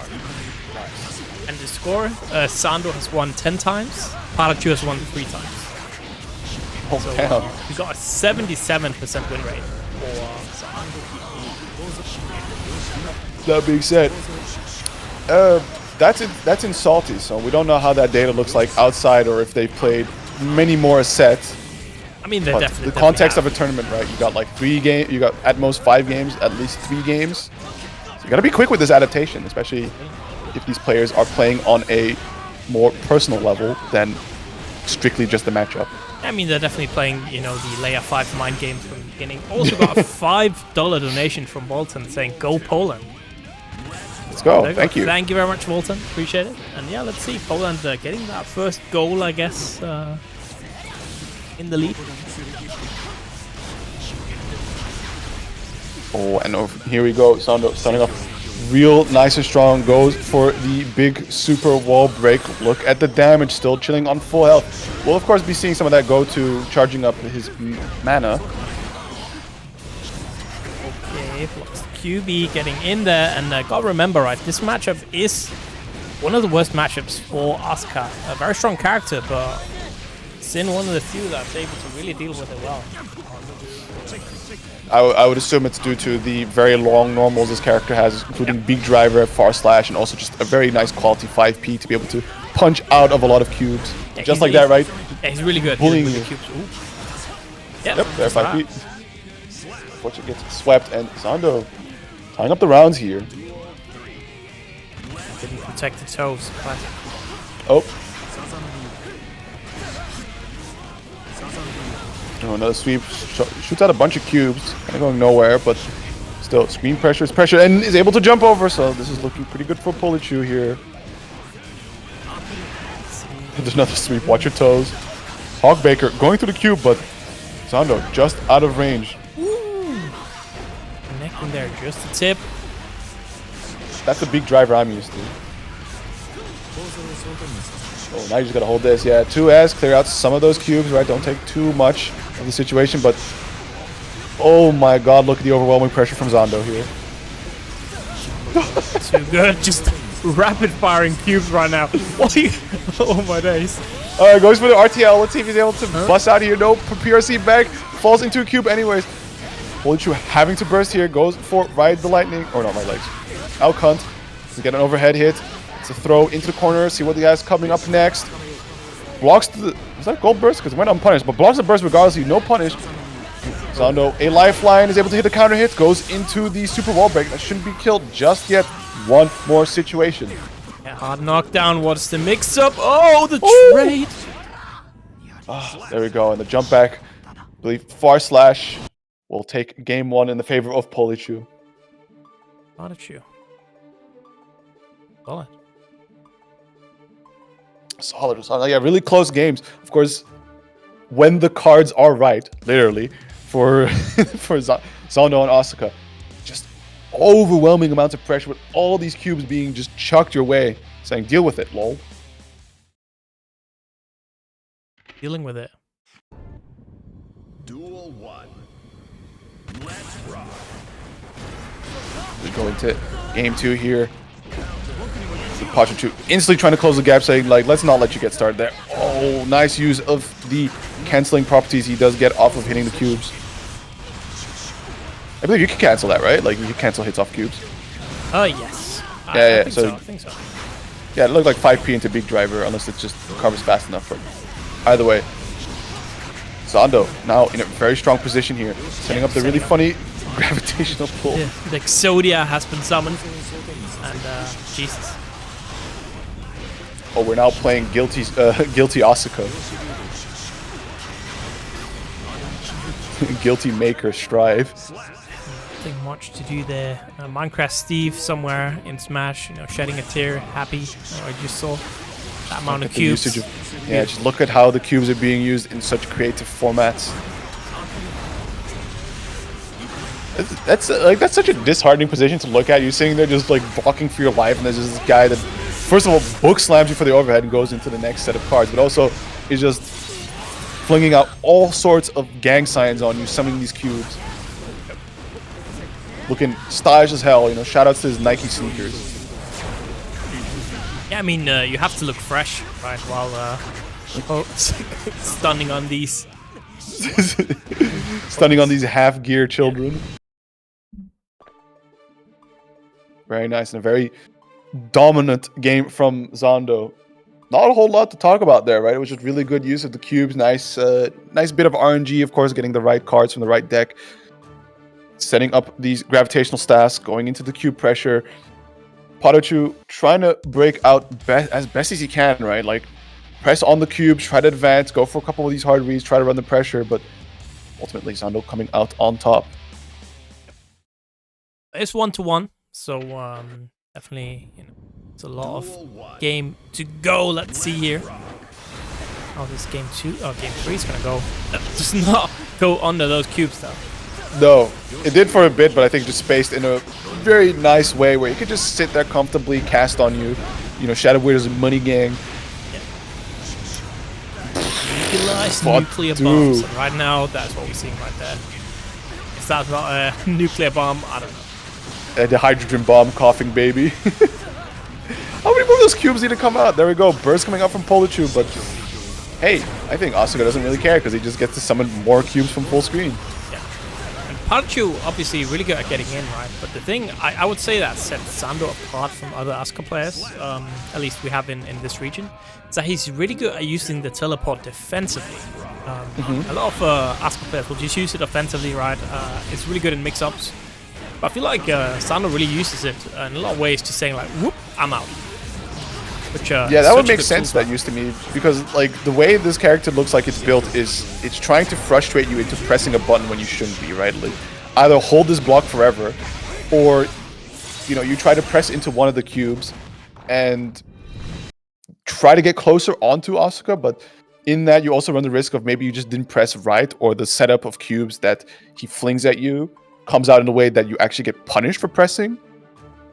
Ultimately, he wants to run this weird stagger pressure, so to then instead of running the teleport for mix-ups, electing to use it to play it defensively, like you said, seems like the way to go. I mean, obviously it's working. He's one of the best Asuka players. I can't deny him. Here we go. 2-1 for Zando. Seeing a moment here coming up from PataChu. No, we're not swapping. No, just taking a moment. think it through. What's the through line here? How do I bust out of this nightmare situation? The Polish PataChu here. Obviously, guaranteed a top 8 spot, right? Regardless, because this is in top 8. If you go down to losers, that top 8 is going to be rough. Yeah, again, like you said before, the Shark Tank of unseeded territory. So far, Zando already doing what he does best. Slinging cubes, looking stylish in the fresh Yeezys. You see, that's how we can use teleport offensively, right? Just to saying, hold these cubes, and then eventually, whoop, I'm right behind you. Nation personal kill. And, it's a classic I'm all too familiar with in the Blazblue side of things, and Zando looking very strong. Going to set point here, 1 round away from taking it over PataChu 3-1. But let's see what PataChu can do to adapt to make it any closer and potentially take the set. Go to get in, but not quite able to. There we go, the bursts. And that's going to be very, very difficult now. Burst shield coming out from Zando, has had enough of PataChu's pressure. Now back to the cube gameplay. He's so comfortable with using. Tries to air dash over it, but the PRC giving Zando the opportunity to punish. Goes for a regular wall break here. Of course, not having the meter to be able to get a hard knockdown. Got a lot of meter here for Zando, but Zando doesn't have the best cards available, right? So this is the chance. Oh, the back row. That feels Felt like it. could almost be it. Oh, no super. Charging for a lot of cards. Ooh, nice dive kick coming from the way of PataChu. Will get a super wall break here, so gets his hard knockdown and a positive meter bonus. Let's see what he's got cooked up to be able to stay alive here. Mana break, so this is looking pretty good. Now we've got to utilize these Asuka normals to be able to close out the game. I mean, Loki Asuka normal is very good as well, right? So yeah. Now, of course, you'd rather be doing spells, but there's a very interesting mind game you can play with your when you're mana broken, right? Because normally it's a fear-inducing situation where you are very funnily enough taking even more damage than Chip would. So that would usually put some form of like fear state in the Asuka player where it's like, oh, I need to back off now, I need to play safe, I need to recover my mana in some way. But the way Zando approached that situation, he immediately just went, fuck it, we ball, and just started running at PataChu. Yeah, sending out everything right now. What? He's just pressing, he's just QCFing. Oh, Big Driver finally hitting his mark. And the mana break, that's going to be a nice chunk of damage. Just wham, look at that. Almost tying up the health here. And no mana for Zando here. Ooh, Flag shield not working out. And there we go. PataChu. Finding, getting through that. Damn. yeah, finding the golden road through. Ultimately breaking through. And especially getting that mana break situation, because that's what you're really counting on. Of course, you're trying to deal with a lot of Asuka's cubes and all the situations you can set up, the teleporting, the big normals, the big book slammed on your dome. But ultimately, you want to look out very carefully for the time that you do force Asuka to be mana broken and take a more billion amount of damage from you. Interesting. So, as always, the strong round start coming out from Zando with just hella chucking cubes at you. Yeah, but you know, you can just sit right there and wait for that stuff to to be over. True. Go the raid from Shang, thank you very much, and I assume that means, unfortunately, that Shang's out of the tournament. Hope you enjoyed, thank you very much again. If you want some good-ass Baiken gameplay, some solid parries, you should go give a man a follow. Yep, definitely some of the craziest Baiken parry situations. So far, Zando looking pretty good here, and the throw will once again put him on set point here over PataChu, but considering how the last game went out. Yeah, 3 TPs. I can't believe it. Sometimes you just get, sometimes you draw right. Sometimes you just get mana flooded. Shoutouts to the Magic players. And other times, you just get the perfect God Hand. So far, half health already being done to PataChu. This is quite the dramatic situation. Burst coming out, trying to keep Zando in the corner. Burst response from Zando. Yep. And look at that hand. Right now, we're definitely playing Lance the Gathering. Got all that mana, but nothing to spend it on. Hate to see it. Yeah. Loading up. Yeah, getting the sweep that he desperately needed to be able to load up. Yeah, playing that Ancestral Vision.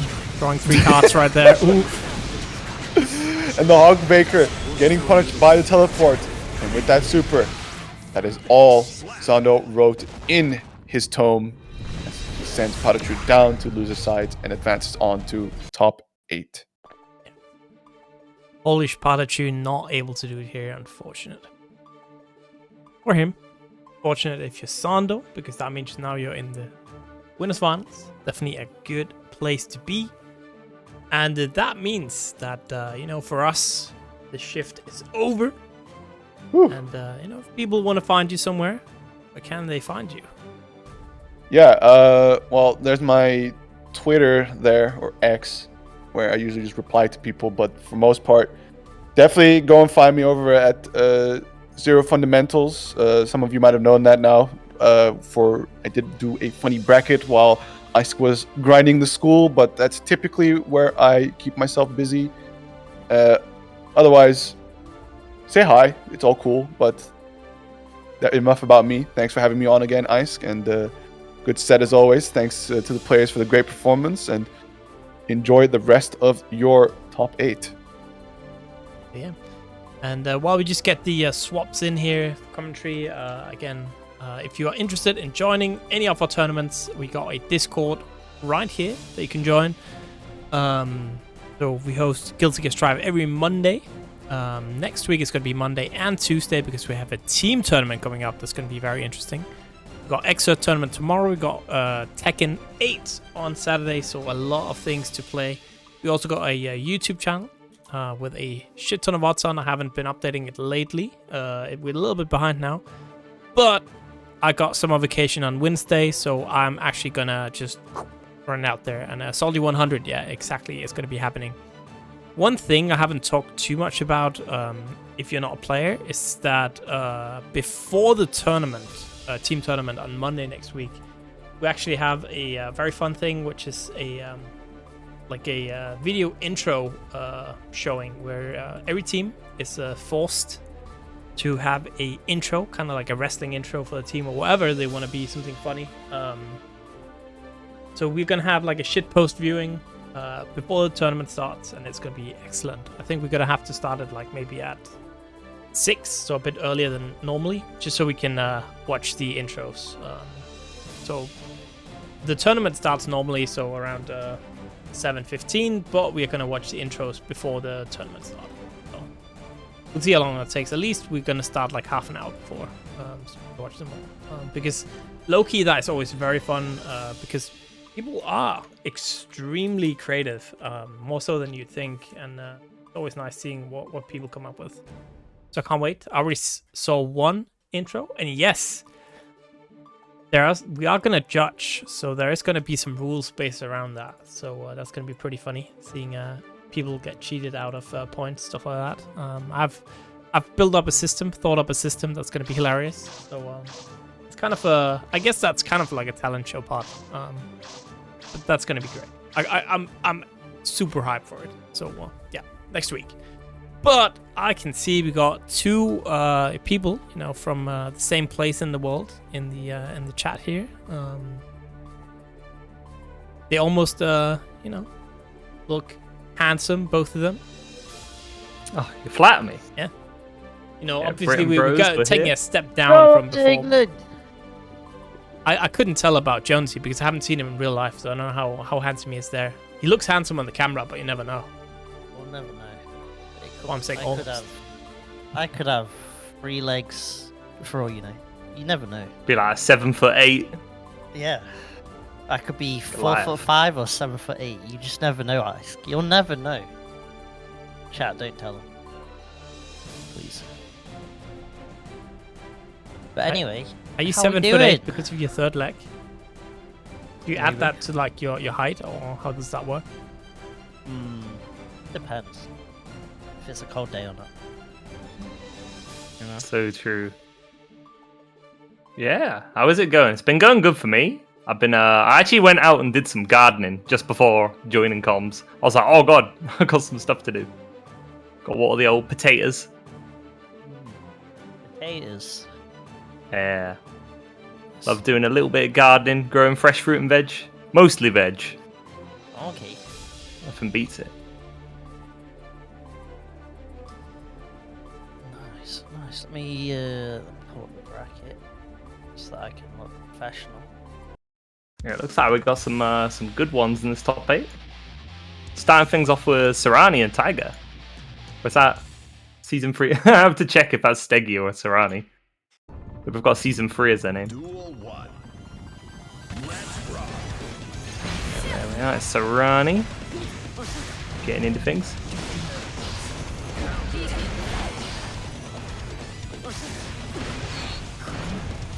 No one's finding any big hits just yet, but Tiger's got a lot of meter to play with. Tiger can find that hit. There it is.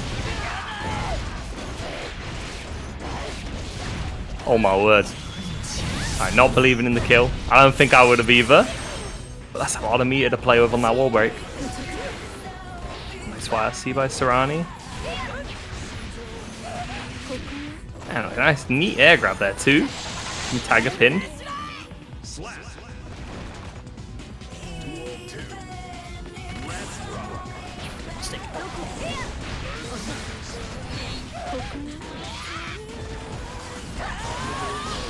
Tiger getting a gold burst here. Sorani's gonna try to be evasive. Wants to wear out that meter, but Tiger finding those hits. Looking for the burst, but it's not gonna be handed over.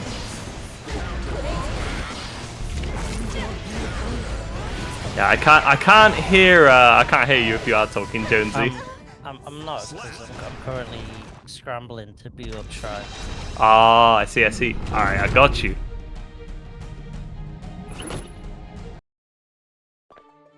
So you're on your own for just a second, Marissa. You have to hold it down. All good, boss, all good. Excited. Speaking of holding it down, Tiger taking that first one. Quite in control.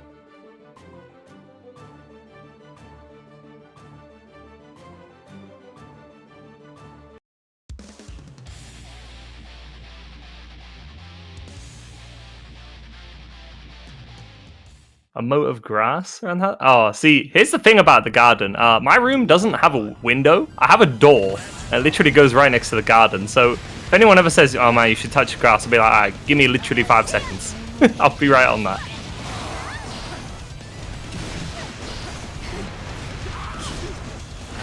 Back.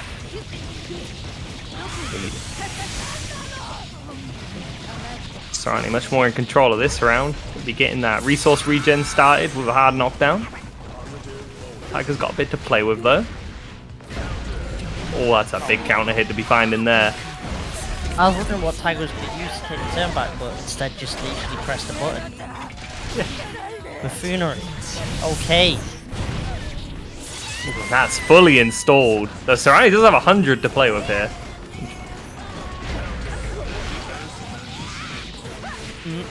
Pickups. To reset PRC though. Grab. Oh my god, Danzai! Danzai of the skies, what is your wisdom? Just smacking Sorani down. Oh Danzai, speak your truths.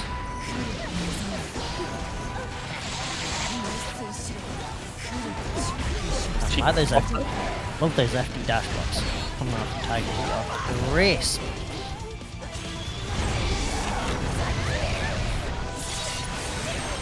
Tiger betting it here. Not got too much bar to work with, but just enough.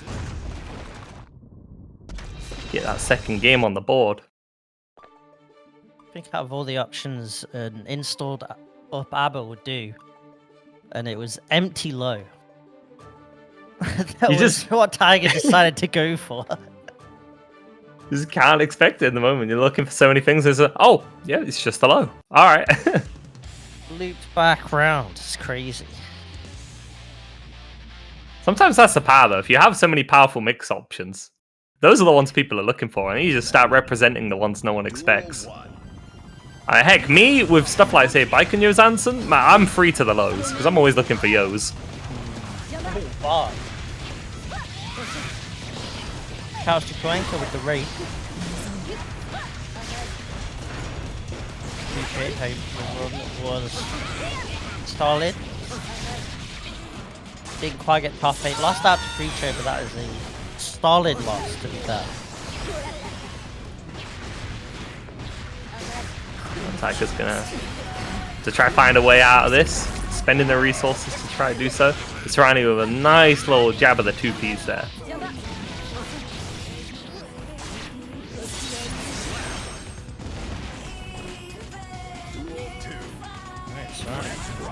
Looks to tie it up, one apiece. Oh, the low crush. 236k, the intertwine. Kind of top mix. Tiger blocking though. Oh, the nice 5k to catch.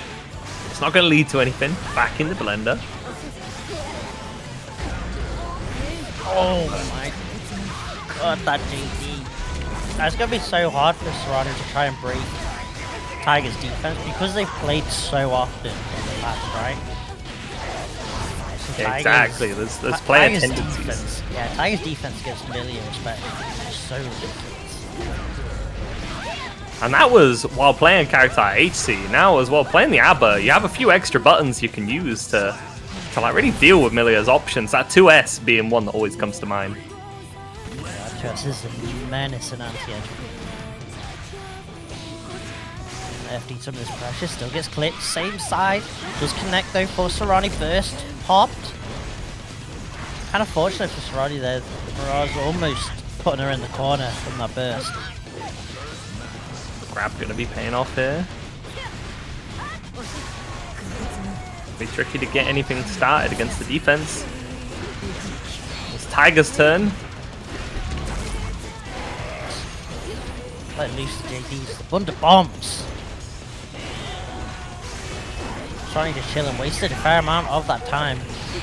It's going to be the automatic uninstall, so no gain back. You got to try and build up all that way. Gold burst though coming up from Sorani. Oh, Tiger with the air throw. I don't know, can it kill? I don't think so. Even Millia's low HP. That's not quite enough.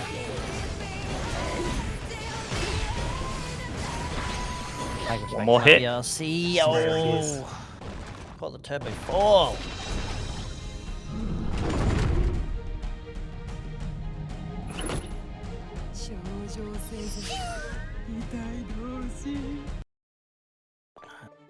Tiger's awareness as well. Post wall break, respecting the BRC. Double backdashing. Just seems to be like aware of everything. Yeah. Whereas defense immaculate. It's got to be so frustrating to play against as well. Check Sorani just cannot write those checks out.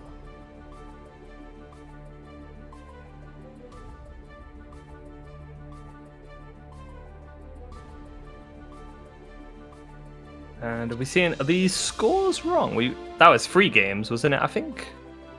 See the players are leaving the room here.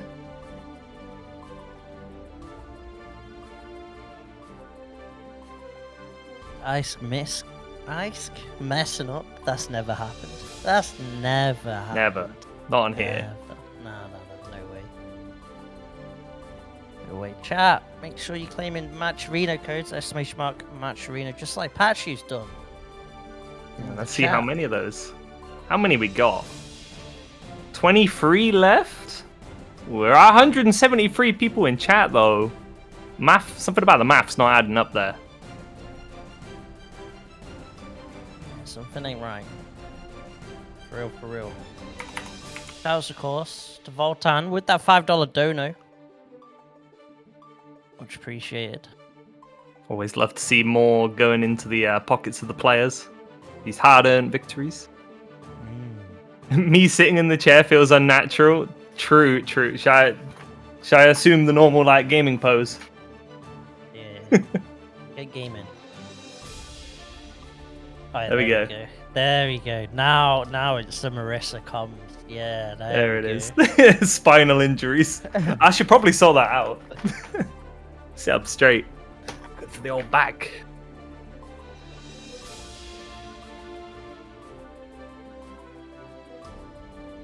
Now I wonder, who have we got coming up next? Let's check that old bracket.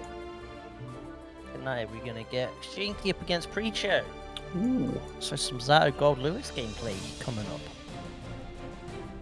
There's sstegy versus guessing game as well. Let's see what we got as well. Winner of that face PataChu. What about up in winner's side? There's Zando and Tiger as well to look forward to. Classic set there. The OTB run back. Another one we'll be having now, it's going to be that Zato Goldlewis. And Shiki, main rep of Zato. Still keeping the torch alive with the character. Not willing to pass it on. Zato's the strongest warrior soldier, for real. You salute him. That's definitely stuck to the guns. However weak and those guns may be. Looks like Precho's just been cooking and cooking this year. Install winner. Starting to get points now on the Arch this World Tour as well. Yeah, she did really well at the old OTB a couple weeks back. Great showing. Oh, catch now. Wow, see there. Nice. Eddie. Zato in top 8. Yeah, that's how you know it's the EMEA tourney. Zato's and Badmans. Classic. That all the shots right. The land does goal. get tagged by that goal burst. Oh no. Wow, Wild Assault doesn't care about your supers? Not usually anyway, and certainly not that one. Curse of War? You know what, I've been hearing people refer to it recently as Gap Assault. What do you think of that? Gap? It can't be the Gap Assault because it closes the gap. It's an assault on gaps.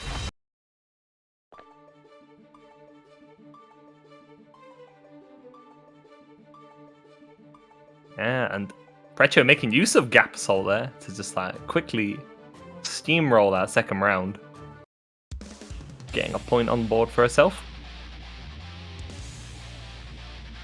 Yep. First game. Going to her and she couldn't really get too much going. Banked it all on a gold burst. Late in a round that immediately did not pay off, and that kind of caused the downfall of the next round. Stuck in this corner. The chip damage. Not FDing those. Feeling that shit. I think we can count as well about a third health loss. Now more like half at this point. Just to blocking. Shinky's finding the way out. Wisely spending that super to get Eddie back on board. Hard knockdown. No burst to make use of those, so spend Eddie carefully.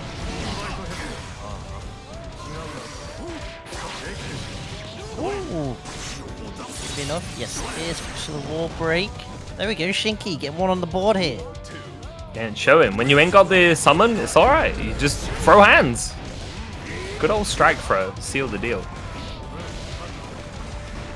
Now it's Precho's turn once again. Oh, called out on that dash reset there. Nice awareness by Shinky. Back row instant. Perhaps Sunboy to refill their D. Get the mix. Deflect, though. Denies the 5D opportunity. Precho's got solid defense here. Managing to block most of that. Forcing that burst at Shinky. Shinky avoiding the Thunderbird though. Avoids the fuzzy attempt with the JK. Eddie's gone now. There's no other resources to play with. Oh, and a bold throw there. Paying off big. Oh my, the 5D whiff. Oh no. Still there, Sunboy to run it back once more. Defense on point. The keyboard warrior. Holding strong. Ooh. JH cross up. I dare say a well-earned wild assault there. Just waiting patiently. Great defense. Not the white wild assault to be there. Prevented.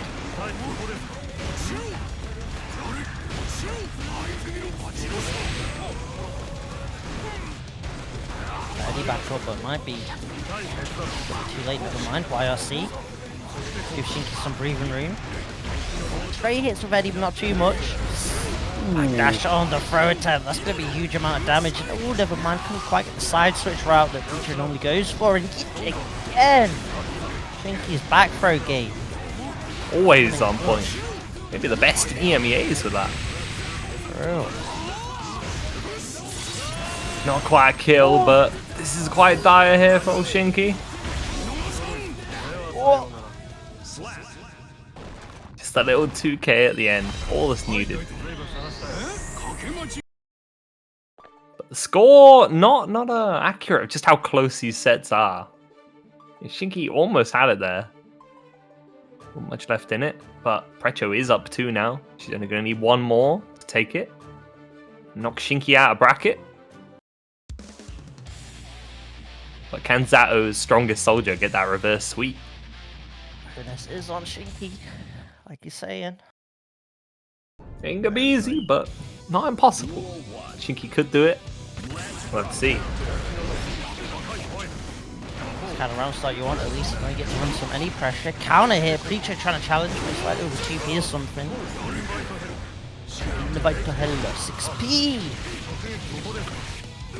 Neck, wall break. Spends the rest of that burst gauge for that hard knockdown. Eddie almost about to come back.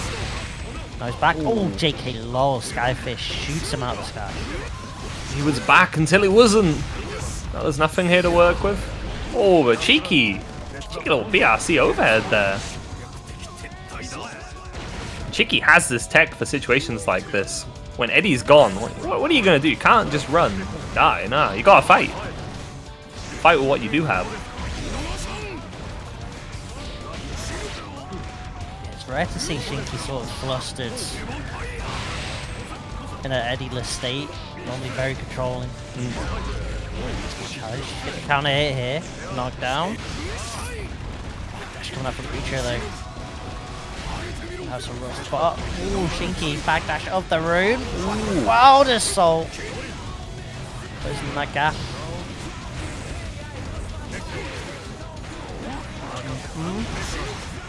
Oh, and preemptively clobbered Eddie there. Shinky put back into a precarious situation. One more hit's all that's really needed. Catching out the 2S there, the extended little her box. Rough one there for Shinky. Possible last round, and yet again right! Shinky summons Eddie. Skyfish shoots away the shadow. So far this game, it's the first time we're really getting to see Eddie. Game 3, it's been just Precho slapping away the puppet. Shinky probably going to have to back off a little here. No resources at all.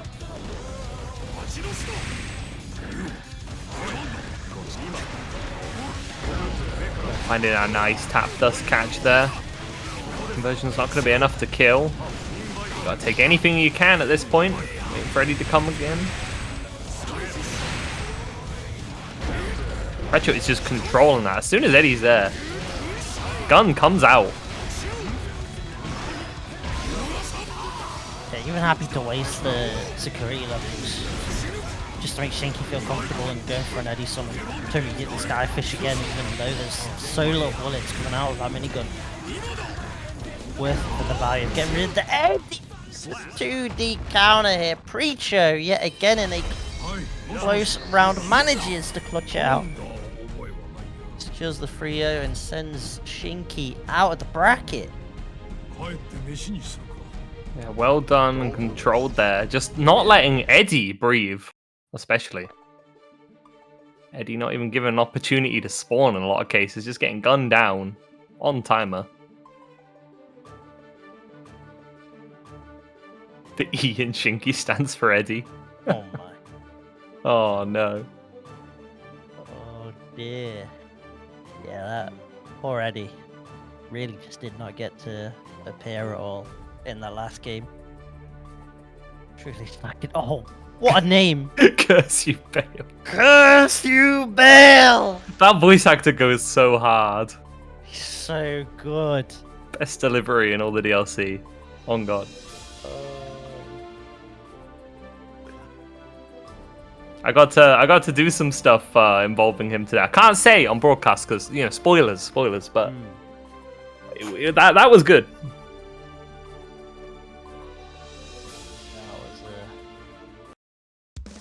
That was a fun one. Did not enjoy doing the last boss though. That took me. Or the final one. Yeah, that took me. I even had it timed. It took me about 12 hours. Took away my whole Saturday. Oh man, I gave it a little go myself, but then I went, do you know what? This is annoying me, and then I did an entire playthrough of Dark Souls instead. And now I'm back to it. I'm like, all right, now I'm gonna get it rejuvenated. Steggy on the A.B.A. On the Millia. Been putting a bunch of time and work on the character, we've seen. Probably going to use it for some of these tougher matchups. Imagine A.B.A having a much nicer time on average than Millia against Goldlewis. I think he's starting to run away with it here. Instant, there's just nothing Goldlewis gets to do. Even the standard like burst drone, just A.B.A's got such great tools like the command dash just to deal with that. So be careful, burst, drone, just like I said. But A.B.A's so quick, so evasive. Joe doesn't really get to hold down the neutral. The guessing game picking the right moments to find their way out of pressure here. Turn the tide to battle. Going for the reset rather than taking that wall break here. Just winning those RPSs there. Evens that the round score out.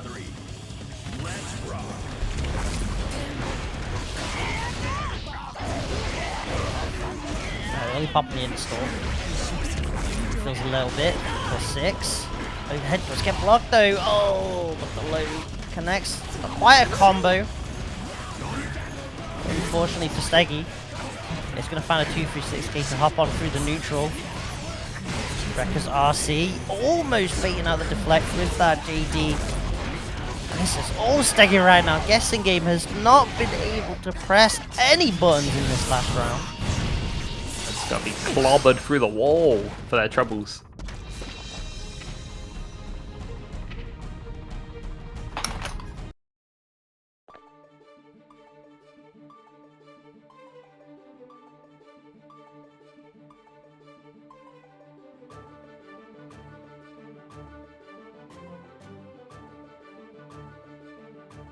Steggy so far. We're putting in work, especially in that last round. Guessing game though. Able to at least take a round in that first game, so question is, can they maybe sneak in that second round, tie things up? Yeah, definitely swinging with the horse. Definitely showing willing to try and find those little gaps to press in rather than being too passive. That's the thing, if your name's guessing game, you gotta be willing to run that RPS, gamble a little. Ooh, but trying not to be punished for said gambling here. Whenever you're looking for that high, it's the low that can open you up. Then once you get hit by that low, there's the high in a different form, sent through the wall. Like he doesn't have too much meter to work with, but plenty of tension to cover for that. Ooh, almost dropped it, but 2P at the end, it was alright. Pension insurance paying off for Steggy. The 5D confirmed.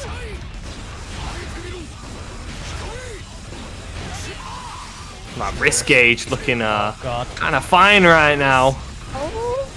And so much damage just taken from blocking, but Steggy finds that hit with a 6P. Oh, look at 2 Spooky and Steggy might end up closing this out right now. Gonna get the throw on the deflect shield. RC. Oh, misses the super. Still an advantageous situation here.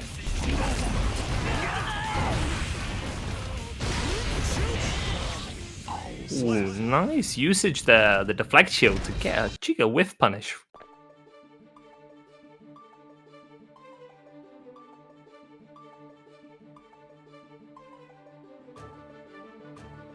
Hey, he dodged this. Yeah, the old English Goldlewis. Does anybody else sometimes hear him say Tiger Pop when doing the behemoths? I swear to God, he says Tiger Pop. Duel 1. I'm trying to remember now. I really hope He says not. like, crumble, hey, dodge this. And one of his lines sounds like he's saying Tiger Pop. Really hope that one of the lines is him saying Tiger Pop. We don't need a reason for Tiger to play Goldlewis. Tiger has been doing it a little bit, you know. I wonder if that lead to anything. Oh god, I hope Got some plans.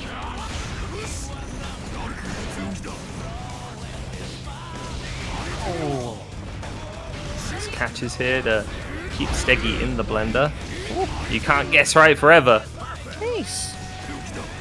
Just clobbered that round. A.B.A coming out. Guessing game. Okay. JD gonna get the counter hit.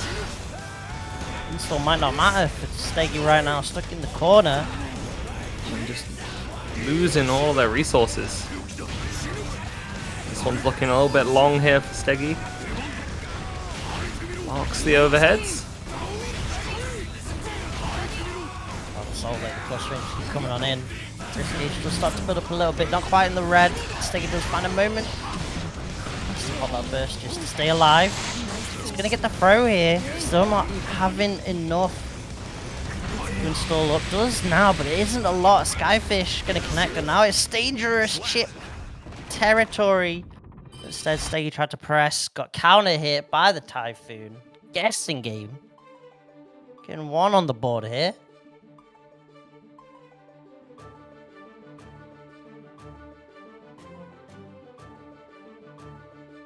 This could be the comeback. Is the download complete?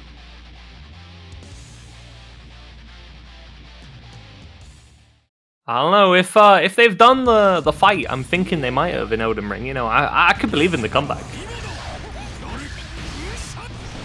Find out if guessing game is a true Drake warrior.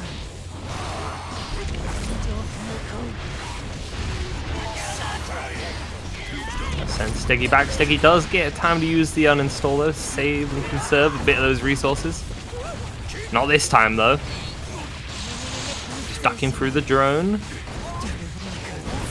Guessing game blocks the cross ups and the overheads. Playing patiently. Trying to hop on through, keep the pressure going. Plenty of gauge now on the side of sstegy. But no real easy ways to activate other than trying to find it in the moment of neutral. Does it then on the Thunderbird activation. Nice timing there. Guessing game maybe just a bit too greedy to try and reclaim the neutral with the drone, and it's not going to pay off instead. Positive for sstegy. Opportunity to try and close this round out. Danzai immediately. They're going to get the throw. Yeah, when you're looking for all those highs, lows, and God knows what, sometimes it is just that. Just the run up throw seals the deal. Mental stack. With that much Guessing tension game. as well, that throw's always going to be safe, so really rough situation for guessing game to deal with. Still though in a great spot to try and close this round out. They're just forcing sstegy to keep guessing, and guess right, sstegy cannot in this instance. The perfect. In guessing games, Tawny Dreams alive. Oh, and a bold mash there, but paying off there. Gonna be wasting plenty of steggy's resources and HP.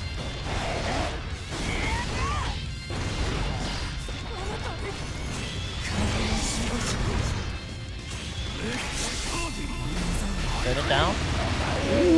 Comboing into the laser. Back from 236k. Okay, guessing game finds the counter hit, thrown out. Locked down, Wild Assault, Plus Trace gets the throws. Guessing game. Returning the throws there. And even in the score out. Set looks like it's going to be going all the way. Yeah, I think they definitely are a Dragon Warrior. Yeah, they are. For real. Guessing Let's game see. has a hail of harpoons. But have they got it in them to beat the final boss? Don't know. Duel 1. Won't spread the names, fear not, but we'll know, we'll know. Based on the results of this game. Good start here, really, for guessing game. Just using all of steggy's resources. amount to too much. The storm really well. Found a great spot. Full burst. Up to pop it off. That counter hit. Does have tension available. Steggy maybe just missed time in the command dash or something there. Got counter hit. And a really good decision, I'd say, as well, to burst early. So, not, you know, A.B.A being able to build up that meter on block as well. Just guessing game saying, nah, absolutely not. No resources at all for you. But plenty of them this round. Sense double Luigi here. It's going to be tough. Like Tough to hold this onslaught. All that meter, those resources are going to be flowing in. how are you going to endure this? You just can't. The overhead up 236k connects. Double Luigi. Last game, last round. Both players fighting to stay alive in the bracket here in SaltyEU. Precho starting off strong for guessing game. Stay on the back foot. Goal burst though. Bust out. Wild assault to answer back the goal.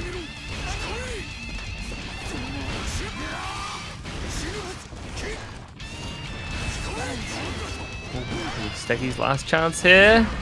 Wow, is he successful? Might be able to turn things around here. Once again, mental stack, the grab coming through.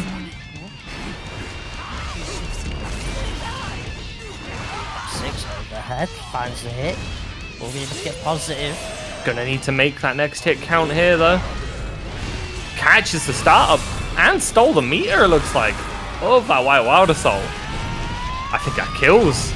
No, not quite, not quite. Find one more hit. Oh my. 2k. Grip intertwine and 2k. Jeez. So close for both players. Giving us a great show in here. Great back and forth, but ultimately Steggy coming out on top. Moving further up into the bracket. Being that it's loser's side, we'll be saying goodbye to guessing game for now, but I'm sure we'll be seeing him again. Yeah, really fantastic run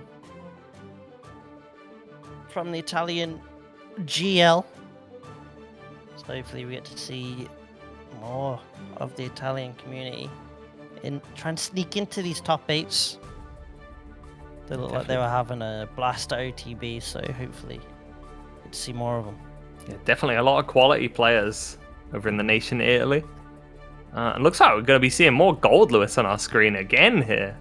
This time with Precho wielding the champ. Against, who is it? Sorani. So now we're going to see that Millia Goldlewis instead of A.B.A Goldlewis. That's funny to think. We had 2 Millia Goldlewises. Although Steggy having the A.B.A secondary, opting not to play it. Sorani? Ooh. I think Sorani's next best secondary is probably Chip. Yeah, that just seems like you're just doubling down on the risk there, playing that kind of pocket against Goldlewis. So yeah, probably going to opt to stay with Millia, I'm sure. You know, it is really tough having the lower invuln on your backdash, but you can still backdash those behemoths, even as Millia with a 4-frame invuln. Still doable, you just got to be on point. We'll have to see if Sorani's going to be on point or not whilst we wait for her to get in the lobby. In the meantime, of course, chat. Make sure you are claiming those codes, !match arena. We've got 20 of them left, so let's make sure we are filling that fridge. Come on, we can do it, chat. I believe in you. I'm sure it's possible. Surely chat can claim codes. I believe in chat doing it. Come on.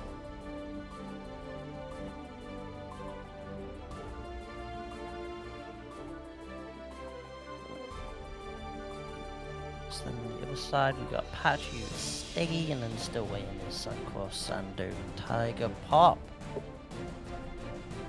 Yeah, some good ones yet to play.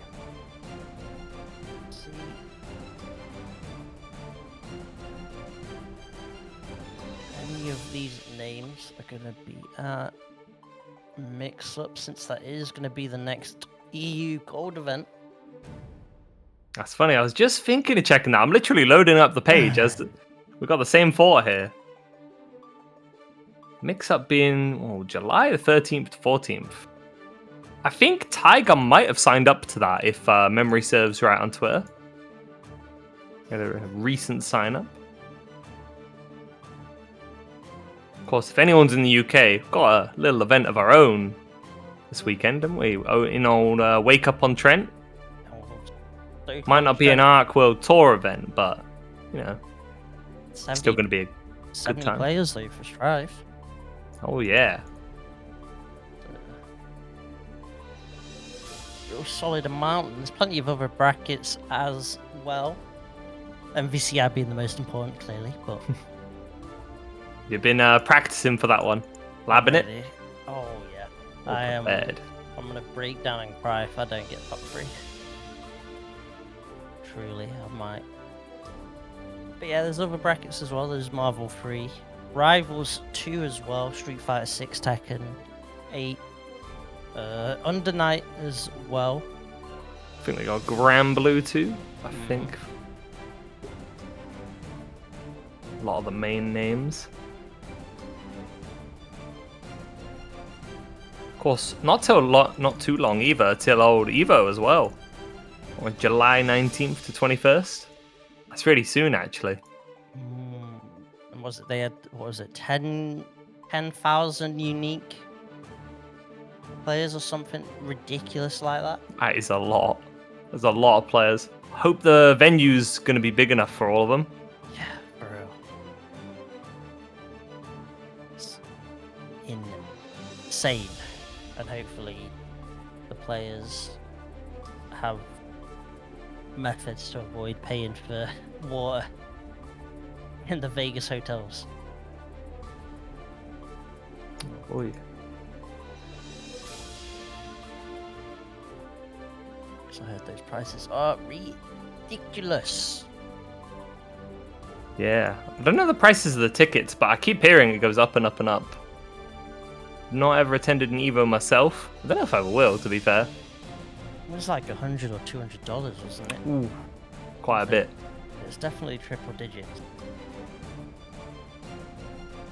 And then, you know, you still got the flight, of course. Yeah, a lot of cost that adds up, especially for us international travellers.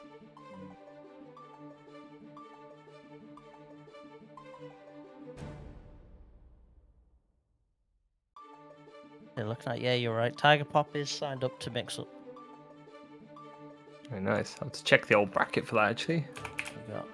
I don't think they've seeded or anything quite yet, but got PataChu there going. Got Roach Gideon. Could make some moves with the Slayer, maybe. Oh, speaking of bracket, looks like ours is back on the move. Getting into game between these two. Duel 1. Let's rock. Normal Millia up against Big Millia. What's going to prevail today? Let's see. Millia. Well, Sorani getting the resources out here. Getting that game plan started nice and quickly. Precho going to be forced to block, I reckon, here. Not finding the catch that she needs. Forcing the burst out of Sorani. The Gapel. Oh, Gapel. Oh, and a nice air grab there by Precho. Oh, baited the YRC but missed the punish there. Trying to chase down. JS though stops that. Mix. Saves that JH. Skyfish moves trying to catch the back dash. Doesn't work out. 5k manages to poke its way through. Secure the round. Already Precho showing signs of adaptation. With that air throw dealing with the Artemis mix up post wall break. We'll see what Sorani does now post wall break as her option. Just kind of sticking Precho in the blender at the moment. He can't worry about getting killed by Goldlewis if Goldlewis isn't allowed to play. Asuka being very careful with that burst. Didn't want to get it baited by an RC.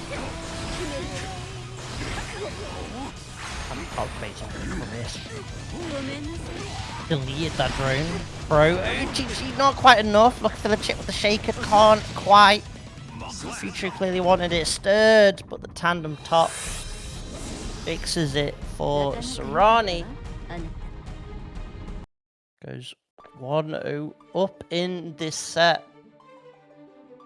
Hearing losers quarters, of course, players trying to get at least a top 4 spot from this set. Yeah, great to have that momentum in your favor at this stage in the game. And against a character as well, who can run you over like Goldlewis. You wanna have that sound state of mind. We'll have to see, can Sorani keep that up? I reckon she might have this, but you know, Precho definitely one that can make the comeback. I think against Pata actually in OTB, that was how things played out. Precho getting that comeback. The sweep. Let's see, is that what we see today? Sorani gonna have to burst.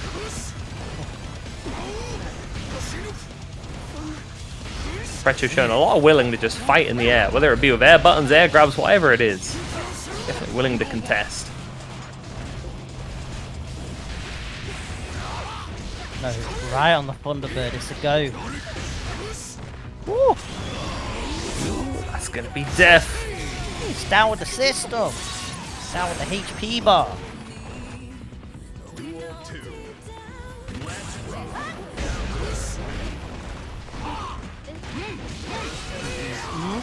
Samoan headbutts coming out from the GL.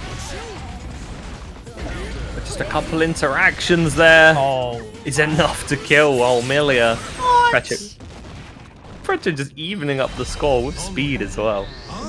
How long was that round? That was like 12 seconds, 11 seconds.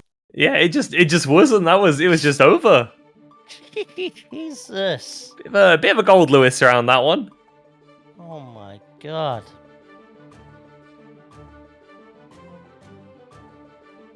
Blink and you'll miss it. Precho tying it up on a piece. Jesus.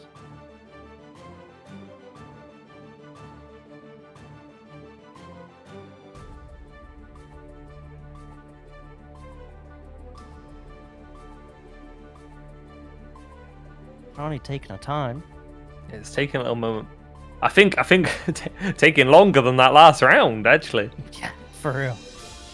A little breather, a little sip of water maybe. Get hydrated.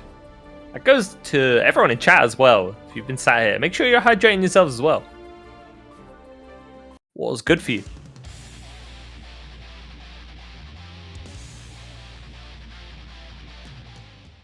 Right. Sorani hydrated. Probably had to settle the rage as well. Yeah, refreshed. Ready to get back into things.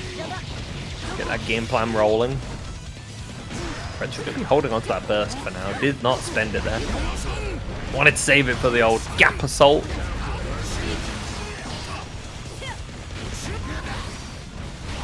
gone on the Sorani side. Really want to get too touched, but that air throw now at Precho. Oh my god, still able to steal the corner. I didn't think that GH was going to cross up. That is crazy. Yeah, no. Even the game can't comprehend it. Yeah, the game agreeing with our disbelief on that one. Real.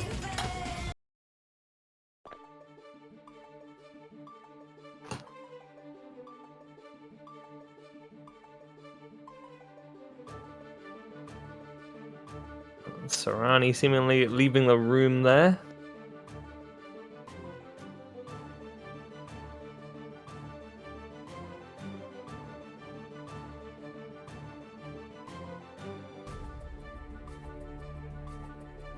It's like something happened to Sorani's computer, I think, looking at the chat. What is this screen? This screenshot is really blurry. I think the game crashed. The PC went out. Dear oh dear. Yeah, I'm really trying to comprehend what on earth that screenshot is. That is. Yeah, I think it must be like, I don't know, like the motherboard like booting message, but it's really blurry. It's got like Still gaming. the Mr. Krabs effect to it. It really does. Yeah, oh dear. Goldlewis smacking the life out of your computer. You've got to watch out for this character.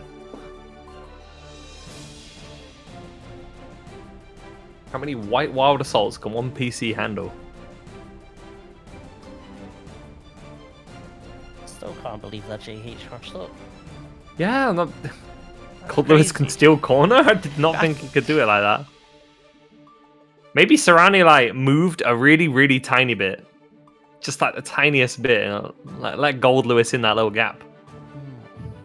I swear he couldn't just do that. Maybe he can. Surely Goldlewis can't do it off like an air throw, right? Surely not. That'd be insane. Pretty scary. Favorite day of the week? Ooh. It used to be Wednesdays when I was at my old job because it was my day off, but probably Saturday. Saturday it was always my favorite as well, like say, you know, way back when we were in school, because it's like, well, there's always a day off after Saturday. There isn't a day off after Sunday. And a lot of things are closed on Sundays, so Saturday is just kind of the goat, you know?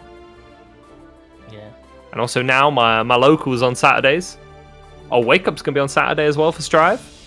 Sounds like a pretty good day to me. It's gotta be Saturday. Shout out of course to Mondays though, you know, we got our salty bracket. Fridays I say is up there as well. No one really likes a Tuesday or a Thursday though, you know? Yeah, no, like people say they hate Mondays, but like at least people have opinions on Mondays. Like who cares about Tuesday? Yeah, no, Tuesday's just not Except for even like Bison. mentioned. He likes Tuesdays. Sundays are worse than Mondays? Yeah, maybe sometimes, actually. Though my favourite cafe is closed on a Monday, so, kind of got beef with Monday for that one. Sorani getting back into this. Oh, it looks like we lost the scores on the HUD there. Oh, they're back. I think Sorani giving over the whole game there due to the crash. Yep.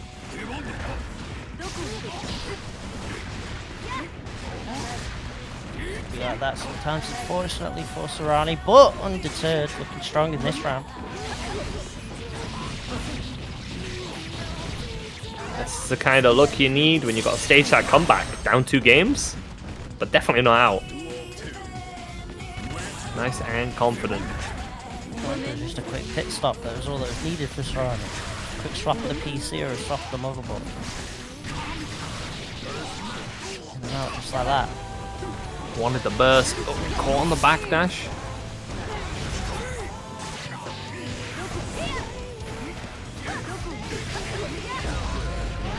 That's a big counter hit to be getting there. Not going to be killing, but a great situation nonetheless. Getting that hard knockdown.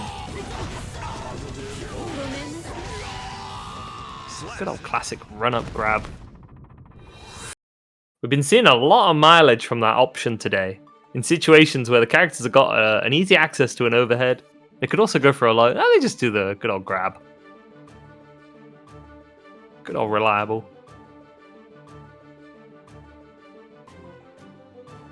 I feel like grab when the player's got tension is like one of the scariest things to me. It's like if there's just no punishment to the whiff grab, because there'll be the RC ready for it. And depending on your defensive option, you're going to actually get punished trying just to avoid the grab.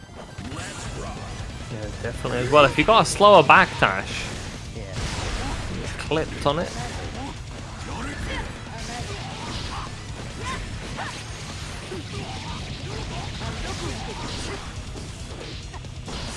Keep going for 2P. Low profile and elbow connects.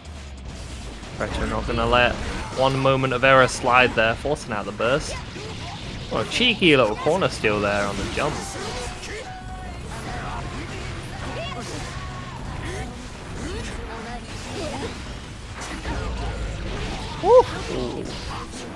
Sorani boldly putting herself in the corner, but it paid off.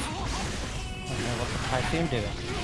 Goldlewis crossing himself up there.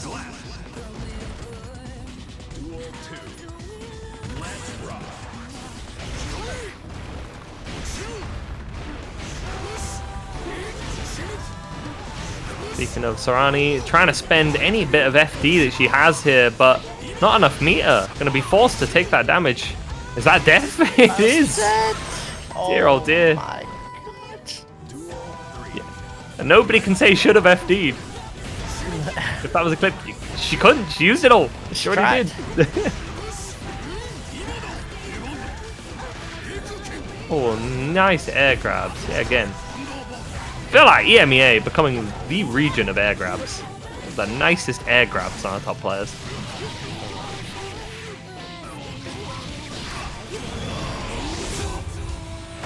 Oh my God, didn't fully churn it. Just a medium churn. That's always sometimes a wise option to go for too, since you have different startup frame data on those versions. And the mental stack. It's going to be too overwhelming. Precho going to be taking that one. 3-2. Sorani almost staging that full comeback, but it's just not quite enough. Goldlewis wins.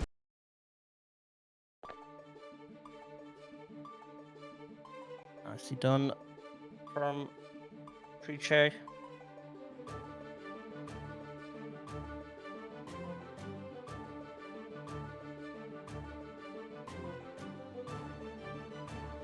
Great showing as always from Sorani, but I think that was loser's side if I remember right. It That'll was. be Sorani unfortunately out of here. That super was. Plenty of Millia to watch today though, isn't there? Yeah, there's too much Millia. Too many Millias. Too many Millias.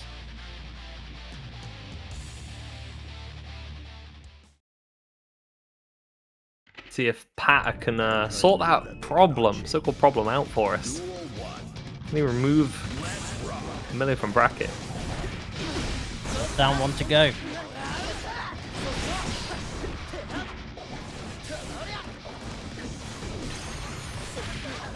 Oh, this is funny on my end. I forgot I've got the Lethal Company mod on for Shin. Oh no. Such a good one. The employee, just like running offense here. Actually, streaming his work, he has that body work. There's no way he wouldn't, surely. He did have it. I wonder if Definitely. he's still got it. Let me take a quick peek. There's no way Pat would. Oh, I stuck it off. That's He took it off. Ah, bad. bad employee. Not going to be meeting quota with that one, but even if you were going to be missing quota, taking plenty of Millia's life bar here. Things looking tough here for sstegy. Got some resources to play with, but not going to be able to use them. Caught on that backdash.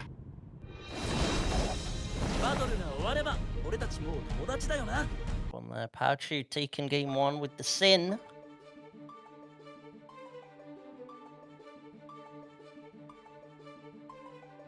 Always great to still see Pata cooking with that character. You know, definitely the strongest soldier of that character. Even though the character's doing great now, you know, back in season 2, it wasn't eating so good. But Pata stuck it out all that time, being quite rightfully rewarded these days. Yeah, he definitely paid his dues with release Sin, right? Enjoyed the hardships. Man. I'm enjoying the payoff of the grind in general, right? Yeah, been showing great results internationally as well. Replacing OTB and especially over a combo break a little bit before. Fingers crossed for him to mix up.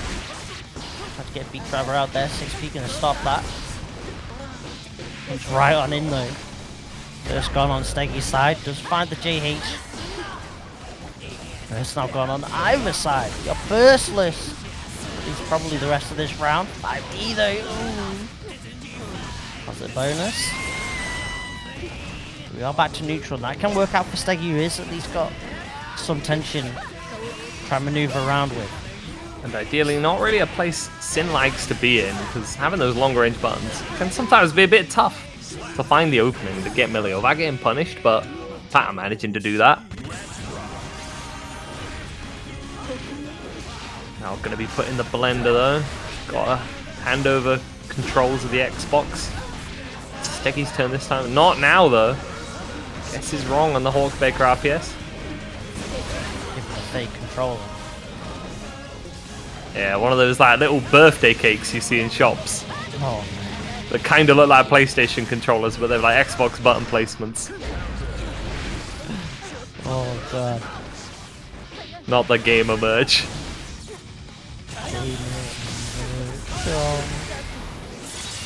Arrow, feel enough. Close it out. PataChu, Polish PataChu, it seems, this week. 2-0 up. Yeah, the change in nationality having no effect on gameplay whatsoever. I feel like I'm missing some sort of lore behind why PataChu is rocking the Polish flag. Yeah, I wish I could tell you. I'm not really sure what he's up to with this one. PataChu, how come he became Polish?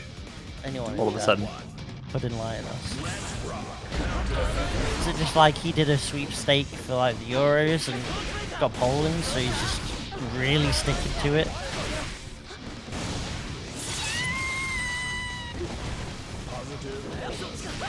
The French election's been a victory. Oh, has it? I'll have to look that up, but I feel like I can probably guess why it might be.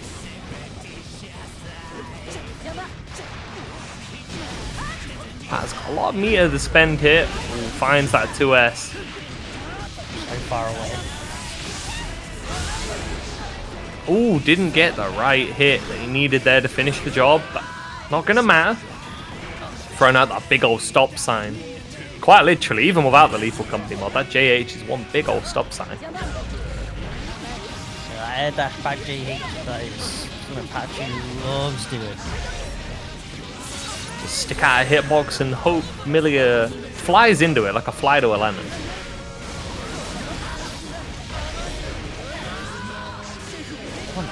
Oh, consumes. That's to rep the eat version of that combo.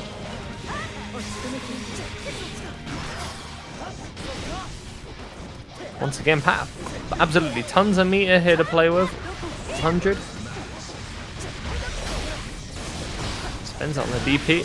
Overhead. Goes for the reset, knowing a 100-meter combo wouldn't kill. The fast RC into 2H is going to be enough.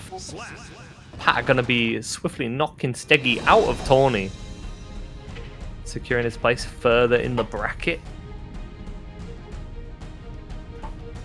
PataChu moves on to top 4.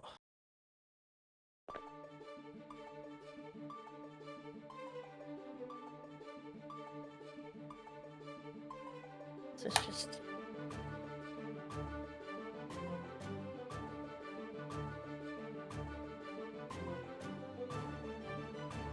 Okay, it's not quite the OTB top 4, but it's very close to recreating it.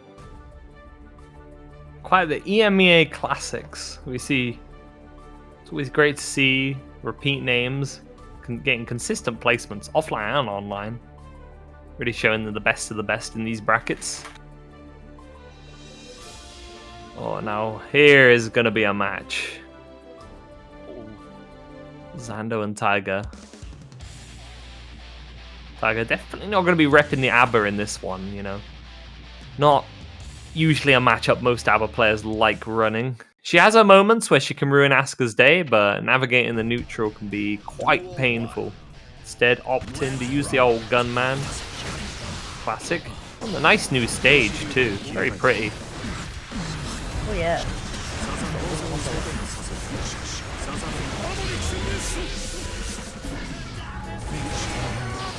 I'm gonna spend that burst.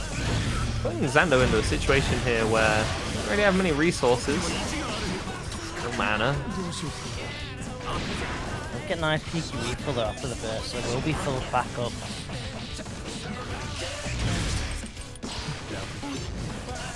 first ball. Scapegoat though, right in front of Zando's eyes. Much to do. Next, combos off the gun. Deus Ex. Are you gonna keep Zando alive though? Oh! Run up, sure you can. Just gonna punch the old wizard in the chin there. Stuff that nerd into a locker, but nerd's got another chance here. It's only a round, not the game. That'll take his lunch money.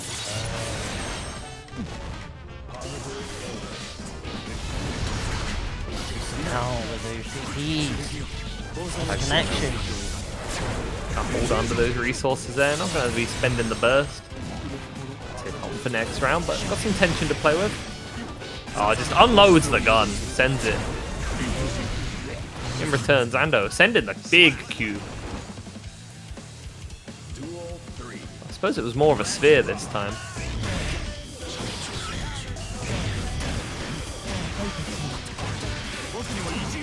Another 5D connects. Pulse burst though. That is going to give Tiger a bit more control in neutral, able to get the curse out, and now should be able to apply some of his patented Tiger mix. Finding the hits here. Very little mana to work with, but Zando finds the knockdown to get it back.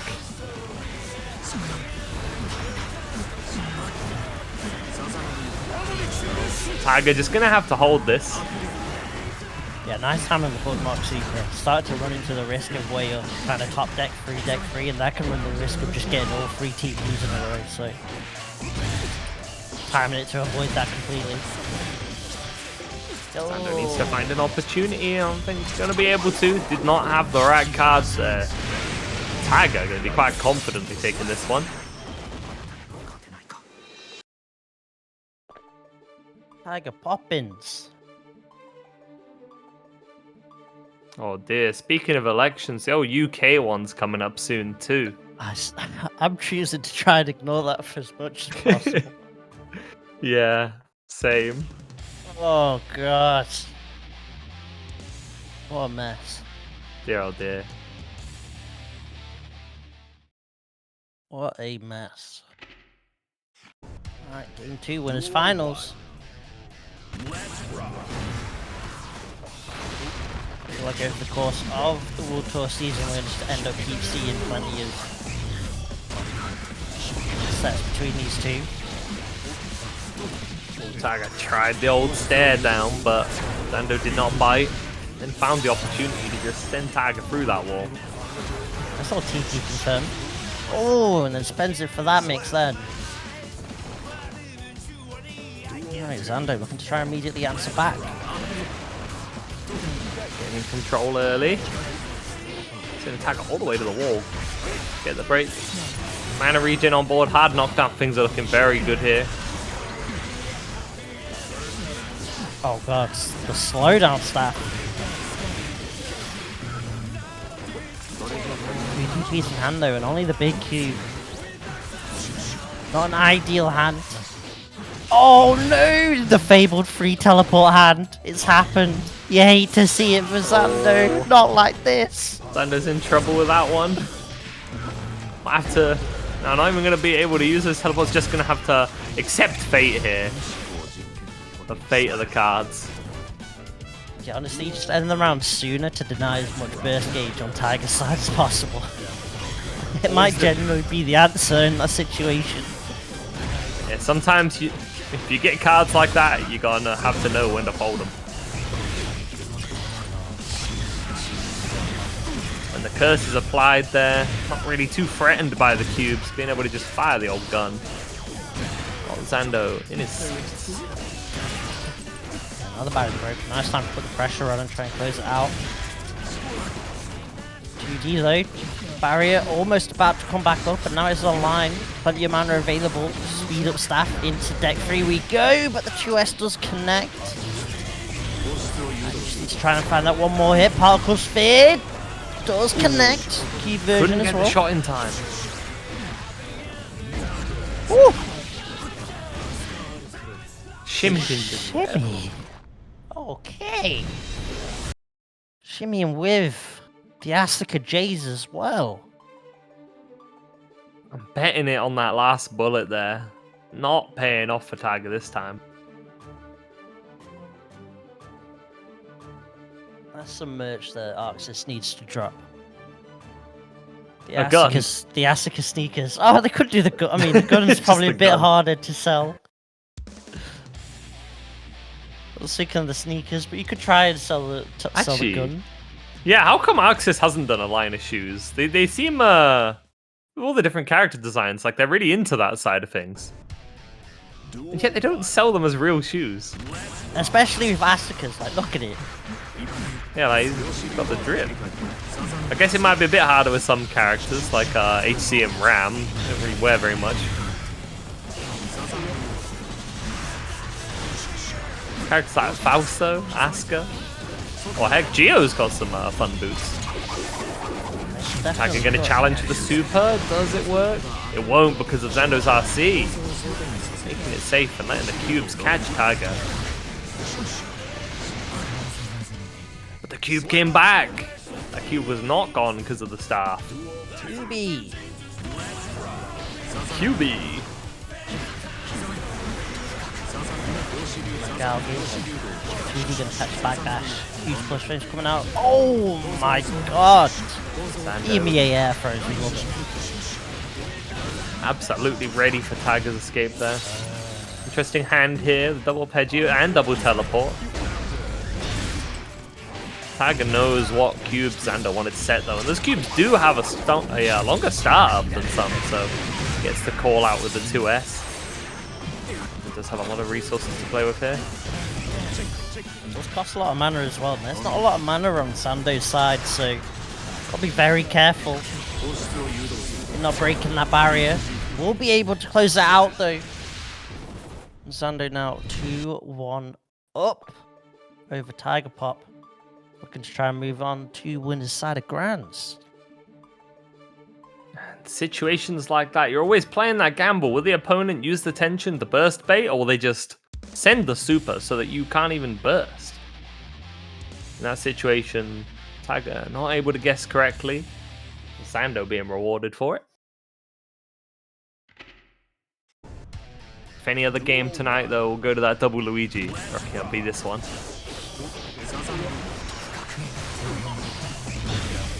Tiger getting the burst, not golden.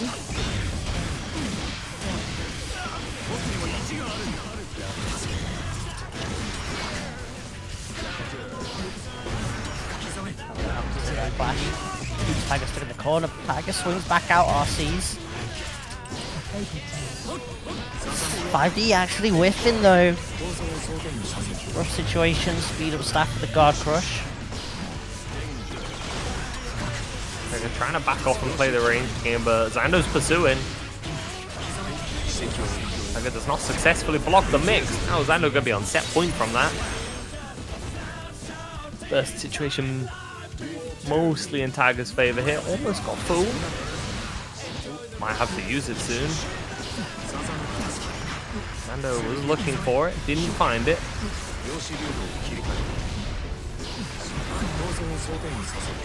Maybe got the closest, but might not have had anyway. Black on staff with the particle sphere on top. Tiger finds the gold one this time though. This is bad the chance to come back. Oh, baits out of the DP cleanly with a shimmy. The ice was fake. That mana is going to get deleted. This is the situation you want to see if you want to see that Tiger come back there. Zando left with no shield. Not first, there's not tension, but it might not matter though. Straight to NSxC. Returns that favor, making sure Zando's not going to be spending that burst. The tap dust there.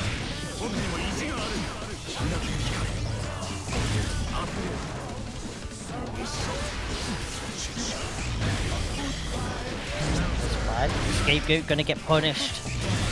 Catches Zando on the Gatling.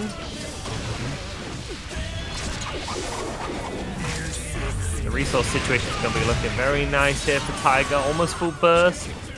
Medium concentration, all the bullets. And there it is again. Getting shot by the Deus Ex with no mana for the second time in one game. Tiger evens the score out of that. He shoots where he wants. Shoots when he wants. Great timing on that overdrive as well.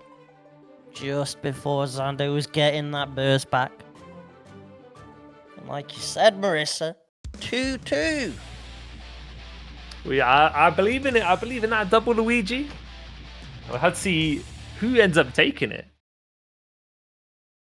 Can never truly bet on one of these. The sets always go the distance.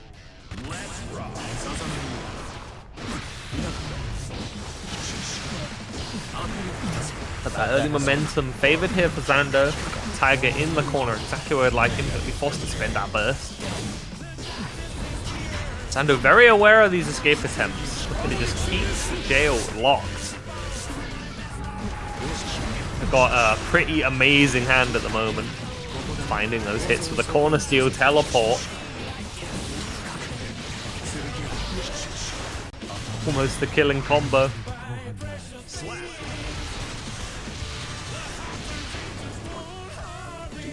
Set point once again here in Zando's favor.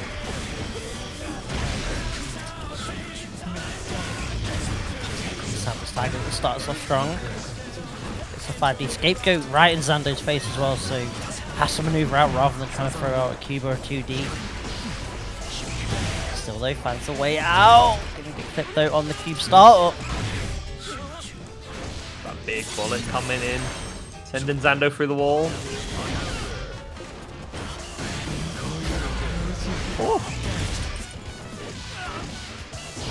Zando hold on to that burst. A little bit of a drop though. Tiger drop just there. Oh, and there's the burst now because Zando believes in this round. With that so much tension available, 100 bar to work with. Tiger can find that one hit though, getting the burst is going to be excellent going into next round. Zando anticipated the match. Tiger blocking the tap dust, can't block the second one though. It's hard to burst up there, you can't see whether Asuka's blocking or not. Zando gets the bait. Gonna be sitting comfortably in grands. But being its winner's side, that's not it for Tiger. We'll be seeing more of him shortly.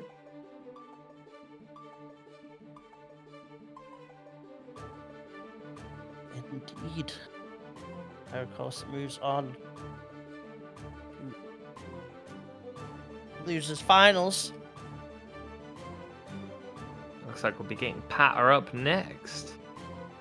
Players are already here and prepared.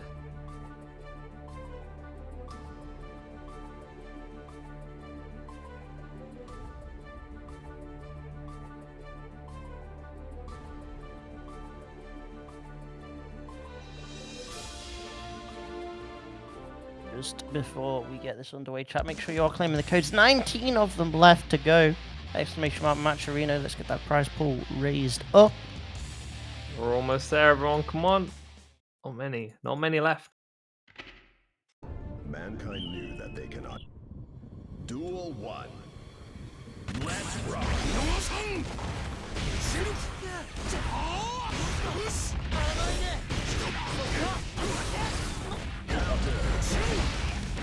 Back dash coming on Precho's side.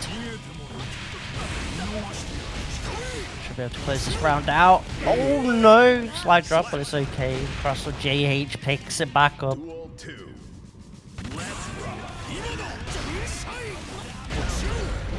Needs to find a good hit here. Find an option to counter. Because that's one thing that's great for Shin in this matchup. You can catch a lot of the options Goldlewis would like to throw out there. Especially with that 6p. 6p in the fast side, that 6p puts in mad mileage in this matchup. Perfect angle to deal with stuff like JD.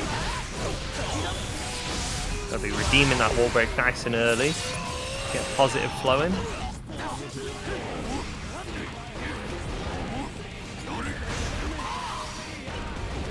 Pat being impatient here though, doesn't want to overextend. Give Precho the chance. Misses the RC window there, getting purple. Sure he wanted red. Oh, nice 5p anti-air. Always love to see those. Duel 3. Let's rock. PataChu shown early on, trying to stay as far away from close combat as possible. Doesn't want to be in a 2P range or a back throw Winston kind of range. No matter though, when he's stuck in the corner like this, now it's Precho's time. Headbutts coming in. Oh, and the corner steal, yeah, again. We see it again. Oh, and the burst bait. That's going to be it for Pata on this one. First game going to Precho. We thought, Jonesy, we might not see more of this corner stealing shenanigans. Why does Goldlewis get this? Precho, please! This character really is Millia. It's ridiculous. Pata gonna have to look for that one next time. I see Pata repping a smart round start as well, actually, against big bodies. The 5p round start beats quite a few options. Since 5p going quite a good distance, it can catch some startups and some buttons, but crucially, if you chuck it out and the opponent does White Wild Assault, it recovers in time, that you're not going to be punished for your decision. Obviously, you're still going to be blocking White Wild Assault, which is not ideal, but certainly better than getting hit. Pat with a little optimization there, going for a cheeky bite before getting that Tyrant. Might be hard to enforce the pressure here. Getting those resources. The stamina is coming back. Back just at the right time. Oh, ho, ho! You can't jump back. Can't escape the corner in EMEA. The air grab is gonna find you.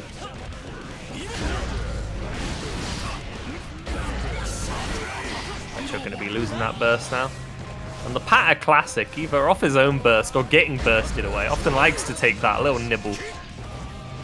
Maybe hoping to get the ice cream. But I'd say that's the best one as well, since you get some tension if you can do that. Oh, a clean A.B.A leading the reward on the close slash there.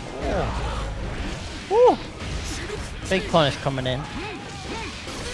Titan's battle been turned here, just like that. Precho just did everything correctly.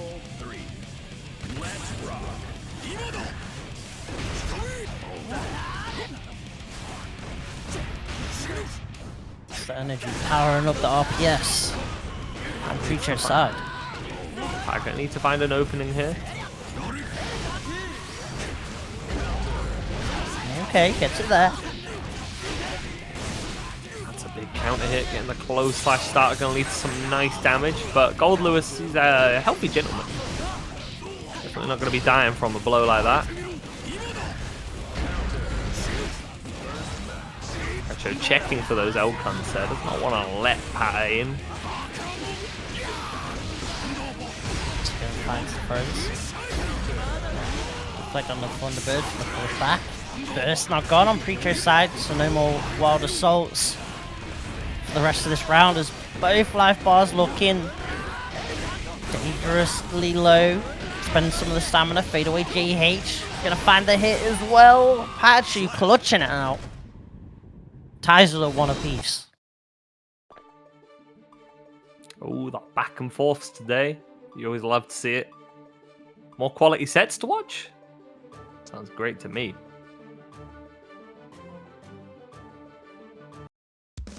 Bro, this top A is putting in a load of game fives. How many? 1, 2, 3, 4. Can we go for the 5th? Game 5? I reckon. Top 8?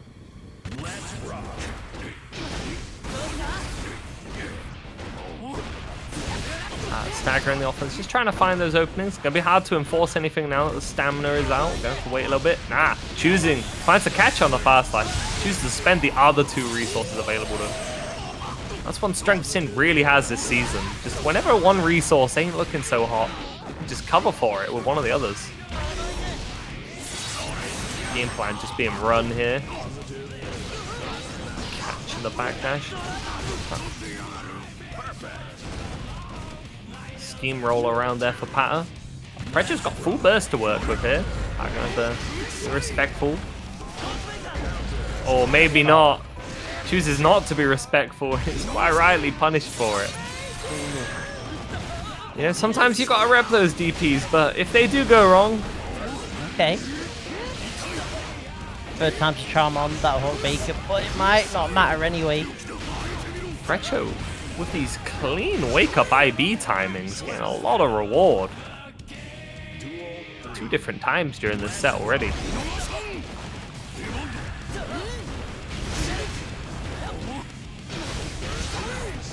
Great awareness to just play it safe, FD cancel on that DP.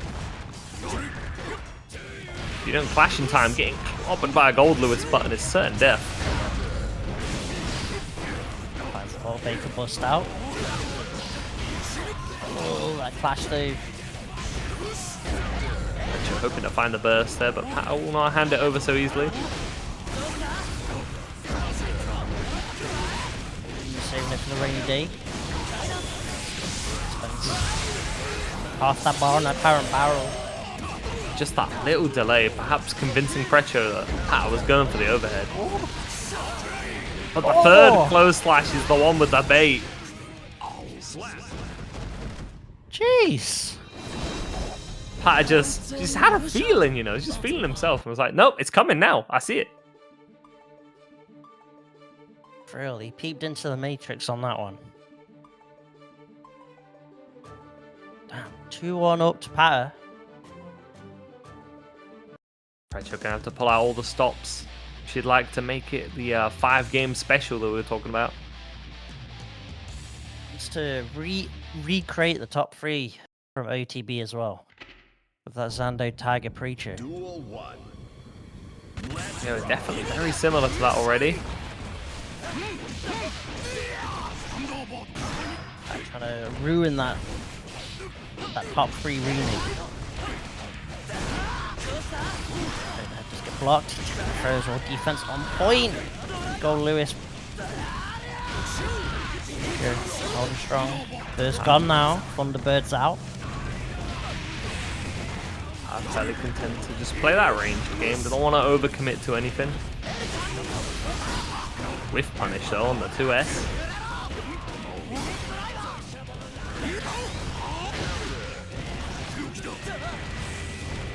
The double side swap, but PataChu's holding it. Actually moving like Millia. Oh, JD, of course.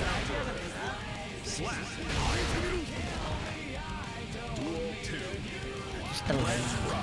GH. Catch your power off. Counter hit so it pays off. Wild assault behind knockdown, positive bonus. Good tech on the grab there. PataChu's got a lot of meter to spend here.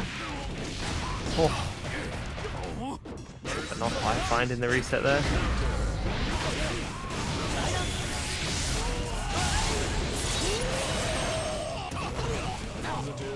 One more hit here.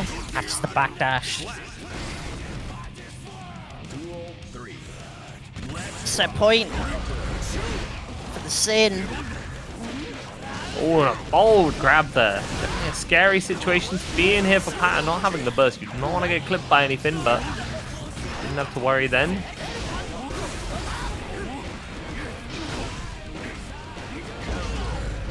Oh, Nicely finds the bite. Oh, lost the close slash. Sometimes in the heat of the moment, you can miss those small little things. Ooh. Diver kick. Turns tire barrel. Oh, that's a favorite enough, of mine. JD into hoop stomp. Double overhead. Strong lows. Oh, waiting on the ground. PataChu saying we are not recreating the OTB scores here. PataChu going to be moving further on to the losers final. Going to be sending Precho home this time. As always, great showing from her. Love seeing her cook, whether it's online or offline. Nicely done. Yeah, now she's starting to do this Stiglin corner tech as well. That's something that I'm scared of. Yeah, what more is she gonna come up with? This is getting scary. It's not We safe anymore. We didn't see much of it today, but especially at OTB, we saw a lot of like this flying Goldlewis tech. It's scary seeing such a large man fly at such high speeds across the screen. He is not meant to move that quick. He really isn't, but he was. It was terrifying. That's got to be against physics, surely. Oh god. Oh dear. So we do have our top 3. Tiger and then Zando in the winner's side of Grands. So chat, make sure you are claiming the codes. !Matcherino. 17 codes left. What is going on? There's plenty of people in this chat. Yeah, 168 viewers. That's well more than the code count. Come on, get on it, get on it.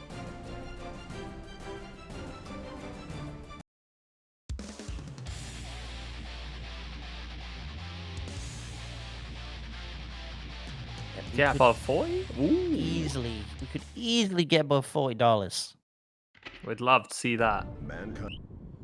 Duel 1. So that means the funds start to get into even more players' pockets as well.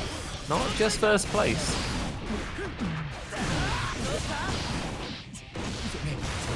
Interestingly, Tiger opting to use the HC here. Tiger had been using the A.B.A a lot against PataChu. These two do have that like little neat back and forth of characters, right? The Shin and Alpha on PataChu's side, and then the HC A.B.A on Tiger's side, both doing their own little sort of counter picks. Yeah, always funny to see the two of them do that. I wonder if we'll be seeing that today. Pata, I think, did actually play a little bit of Elfel earlier in the bracket, or at least for warm-up. I remember I had his stream up before I was on comms. I did see a little bit of Elfel, so we might see it, but at the same time, PataChu is very clean, so catching the is that potentially a grab attempt here for Tiger? Pata had all 100 meter to spend to turn that into a killing blow. Yeah, that was a surprisingly risky sequence from Tiger there. Normally, someone who's very aware of situations. Not being too respectful of Shin sitting on 100 tension. I've been seeing some new combo there from Pata as well. He's been repping the 5k Kara DP. You know, squeeze out a little bit more extra damage where possible.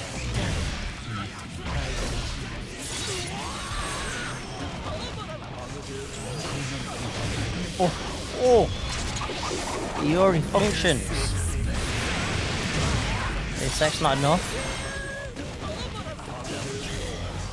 Just look for the shit. Look for the OT. This time does pay outright the lightning. Oh, fast cancel to Elcon to just cover the whole screen. Like a last chance here, but has plenty of resources. At HC zoning might not be what it used to be. Generally referred to as not real, but in situations like that, where you can just be chipped to death, it's still there, still something you can represent. It's nice little niche.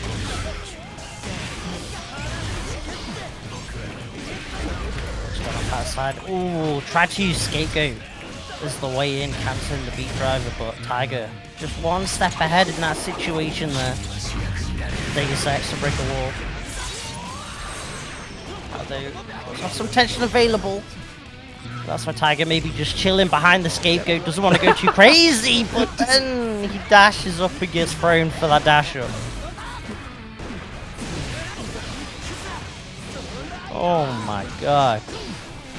Doesn't quite get that 5k after the 6H. I've been there, the pain. I'm gonna spend though.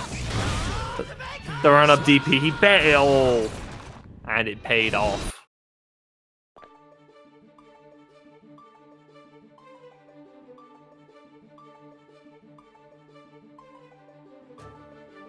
I want to up here. Would you DP on Wake Up for $40, Jonesy? Yeah. Hey, that's what we like to hear. I'd flash kick on Wake Up for any and all amounts. Do it for free, maybe even. I'd happily flash kick on Wake Up for free. I'm not gonna lie, if I had flash kick, I probably wouldn't be trusted with that tool. Yeah, exactly. Be like, what, you're telling me not to do this? Of course I'm gonna do this. if I dare play any character without a reversal, I just get confused on my own wake up. I'm like, do I block? I have to do this thing called blocking? Can't be doing that. Especially in situations where you got meter and you'd just be doing a flash kick RC. Even at neutral, I could just be flash kicking. Shouts to Duck. HDP or H flash kick, best round style of all time. Dash heavy flash kick. Oh baby. You know, flash kick to save Pata here though. He's shot. Duel 2. Let's rock. Burst up. 5D. Burst gone.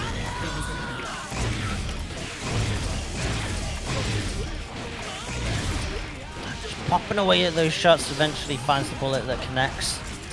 Defense on Pata's side. Got hit by that sort of BRC. You already crossed it once. Not getting hit the second time. Concentrated. Firing the guns. Getting all those bullets back in the chamber. It's looking long for Pata this round. And just a cross-up gun. And he's too high to even be clipped by Hawkmaker.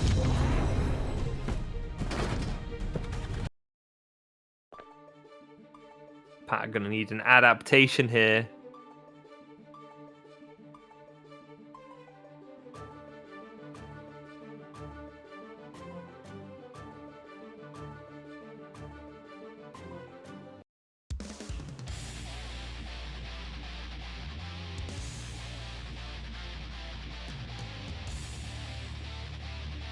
Wait, that's true. Shouldn't we be beyond the hundreds now? Man. Duel 1. Let's rock.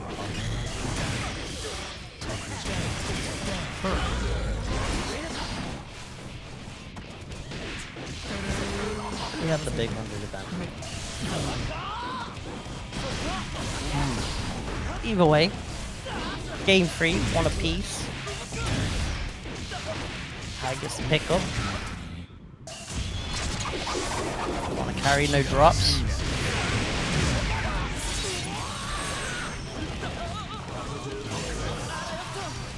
Gonna have to ask you to grab that. Looking to just chase Tiger down, but Tiger just keeps creating that space. Ooh, almost baiting the burst.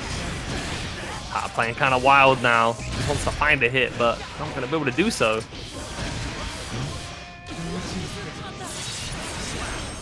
Ow. Superman punches. Tiger saying, acknowledge me. SaltyEU champ. 11 coach chat. Positive typo, we are back to neutral. I think as well, Tiger, the owner of the unique stat of having the most unique characters to win Salties with. Both players having a stare down there. Pata loses the stare down. Now he's just eating. Taking a snack. Run up DP. Playing like a villain right now. Okay, another pro. Spring kill out. She's playing kind of crazy here. Oh!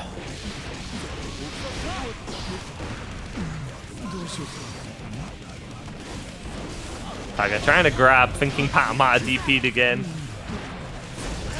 Pata seems to hit his head a little bit now, but not quite enough.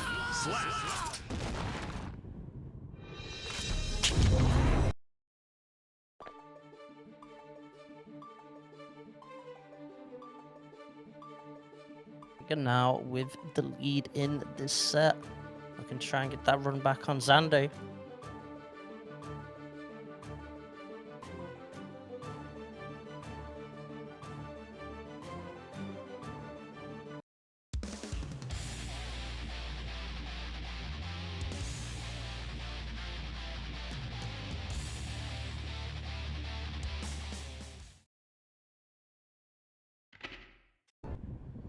Duel 1.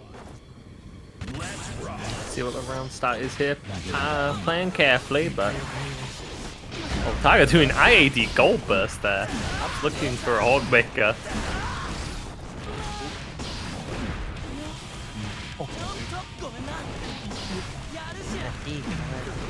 Deal with the stomp.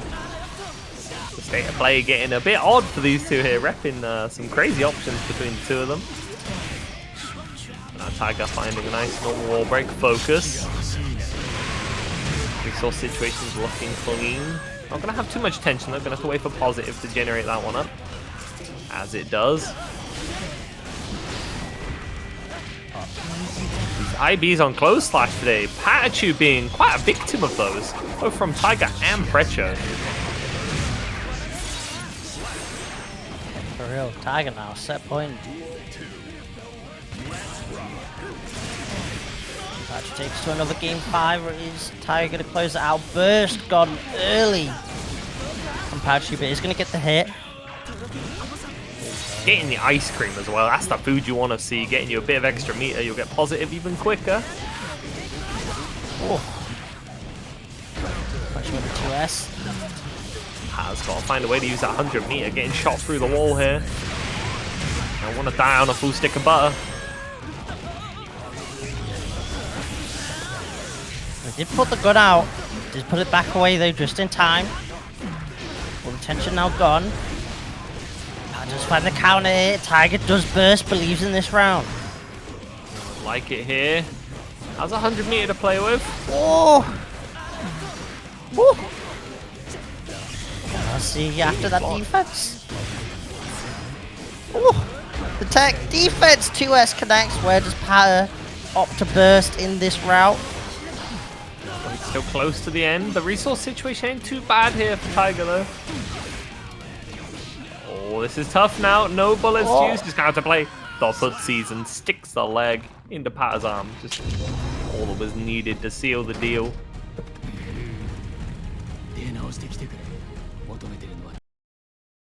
I got scary then for Tiger. Got that stray little bullet, but that was the last bullet in the chamber, and that was the last bit of concentration to spend on that firing that bullet. So it's completely empty. Managed to sneak that 5k in though, hold the mental strong. Unfortunately for PataChu, he's out of the bracket, but a great 3rd place from them. Yep, always great to see Pata in the brackets. Always refining the craft. Definitely Sin's GOAT. Now it's going to be the repeat, actually. Really a repeat of OTB. Since in OTB, what was it? It was Tiger did go down to losers. But then had to fight Zando and Grands. Got the reset. Zando did take that W. Now, what are we going to see today? Could it be the reset, but Tiger takes the W?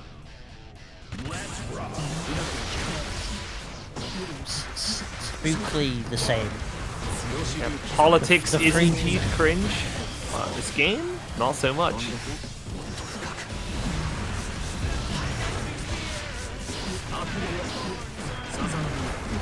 It could be the PataChu is maybe just a Tekken fan and just really excited for the Lydia DLC. Speaking of Pata, thank you for the raid, homie. Jeez. Great run, Chief. Much appreciated. The Prime Minister of Poland is in Tekken. That's funny.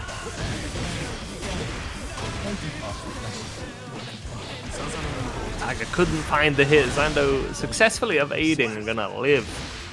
Getting that round. The wrong PataChu.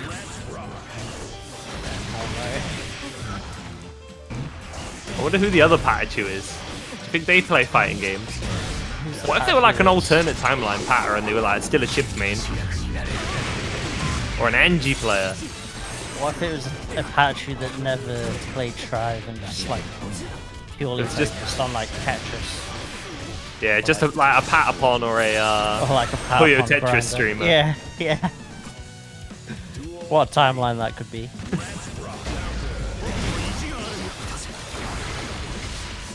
Good starting setup here for Zando. Got that staff, got some nice cubes to work with.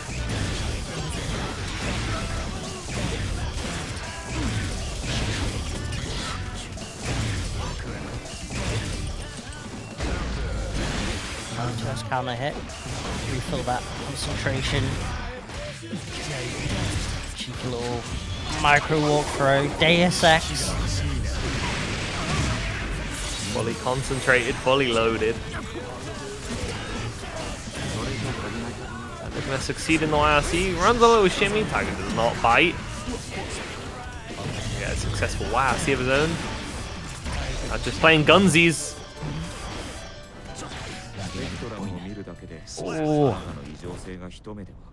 And then the throw. Tiger. 1-0 up. That reset looking very, very possible.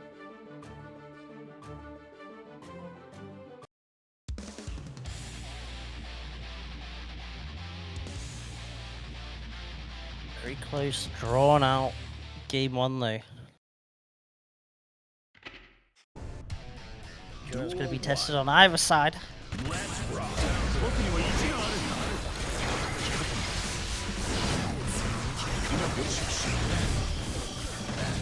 Tiger finding the way through the wall of the cubes, but Zando didn't overextend at the time. He did not get shot. So hard to know when to burst when you can't see your opponent. Check whether they're blocking or not. You're just guessing at that point. Tiger guessing wrong on that timing. Very strong situation as well for Zando to go into next round. Tiger not having the full burst. Also, not too much time for Zando to regenerate a burst of his own. Grab paying off big here.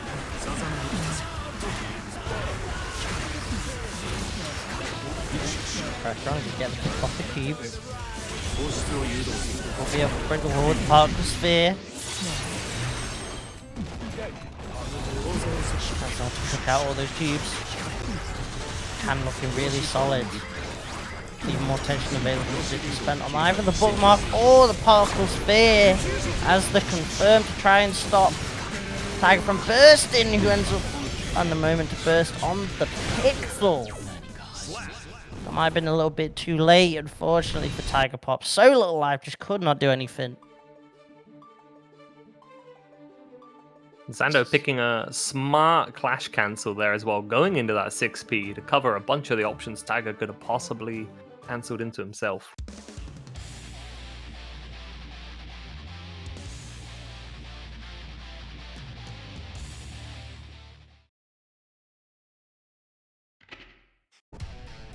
Duel 1. Let's rock.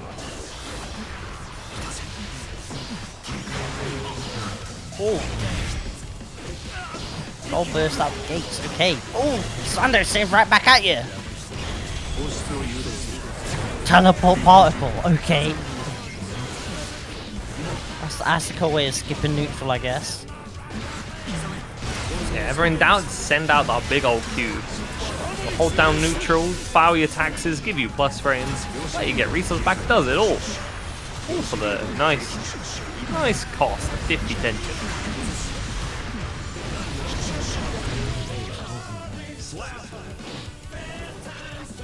H, the hardback copy of the book.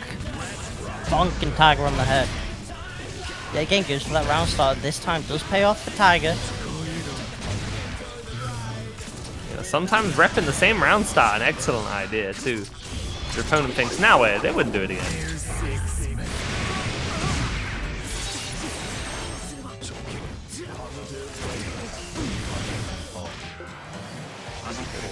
Bold decision to grab during the RPS there, but pays off. Once again, getting this corner position. Cycling the cards. Got a good hand. Not a huge amount of mana at the moment. Back off from regen. Just going to be patient. Wait for that meter to regenerate. Just kind of let Zando wear himself out. Ooh, caught the teleport with a gunshot. Steadiest veins. All the pack dashes in the world. Still almost got clipped by a 2D right on the tip of it. Doesn't in the end though. Does find a 5D. Goes for the slump just because Zando is sitting on full burst, so no real negative from just running the slump mixes. The throwback. Zando, awkward hand. Obviously for particle sphere rather than bookmark. Using the hit of particle sphere as the way of recycling through the deck. Instead, 5D connects Zando. 2-1 up here in Grands. Just needs one more game to win this week. Definitely a scary position to be in, but we've seen it before. We know Tiger can definitely bring it back. Let's see if that happens this time.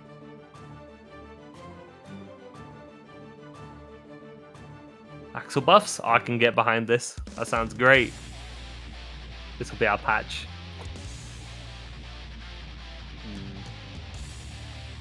Nah. Well, actually, honestly, one of the biggest changes Axel could get is depending on what happens to Wild Assault and the associated things around it and the burst gauge. That would be huge for him. But Axel is not on screen right now. We're looking at the Gunman and the Wizard. Players exchanging little interactions. Zando going to be losing that burst. Tiger mostly in control here. I got away with just having out of concentration. Backed up completely and Zando couldn't really get too much out. Barrier broken on Zando's side now. Does get the back throw yet again. In that situation. Runs it back to the bow once more. OTG. Looks for the fuzz. He doesn't work out. Tiger's defense holding strong. Does clip though.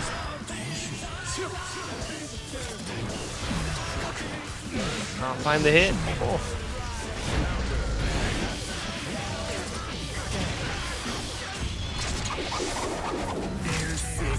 NSxC definitely going to be killing. The Wizard ain't got no shield. Can't survive anything.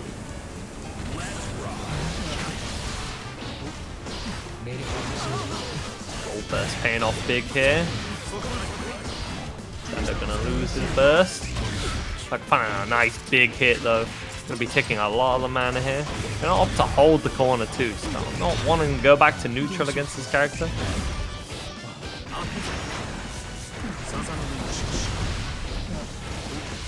He does find the challenge though, and now he's able to actually cycle out deck 1 and into those deck 3 cards. Here, particle sphere. Not the highest damage though. Not quite gonna be enough. Should be able to try and set up a chip situation though.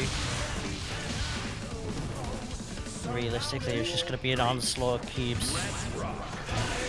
Perhaps Tiger opting to not FD that there and just deny Zando any of that burst game back and say, now this is my round. But it's going to be tough for it to be Tiger's round, getting sent back to the corner again. These throws have been paying off massively for Zando. Juicy counter hit here.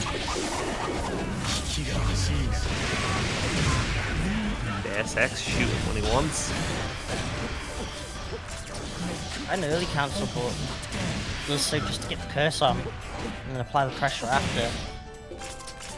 And it denies as well the huge amount of burst you can get back from a wall break. NSxC from this situation is going to break the barrier but refill the burst.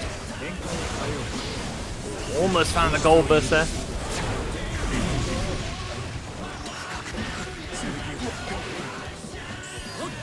Neutral with the sphere. Very just block coming up from Tiger. Does get clipped though. Now stuck in the corner. Deflect shield, just trying to get some breathing room. He just needs one more hit and finds it in the 2P.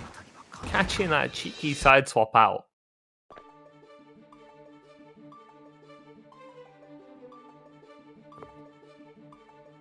He shoots when he wants. He mashes when he wants. Just does as he pleases, really. Gets to do whatever he wants. It's crazy. Will he win when he wants? I smell the reset.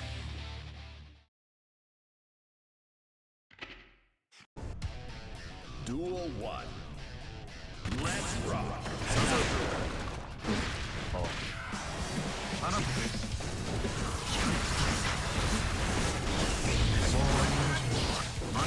Gun not going to be turning around in time. Both players exchanging the burst. Like a spending. Isn't going to be able to find anything here out of resources. Zando smartly calling out the scapegoat there with the cube options. Gender can try and finish this round off as quickly as possible. Does find the straight hit. Counter hit. Tiger trying to challenge back while sitting on that tension. Doesn't pay off with punish.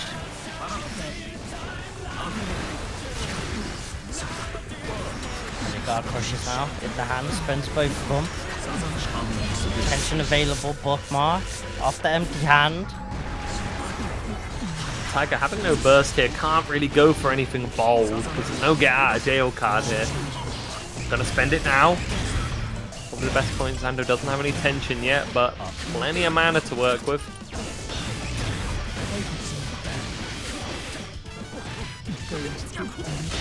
For a reset. 5D once more. We'll have to probably spend the meter this time though.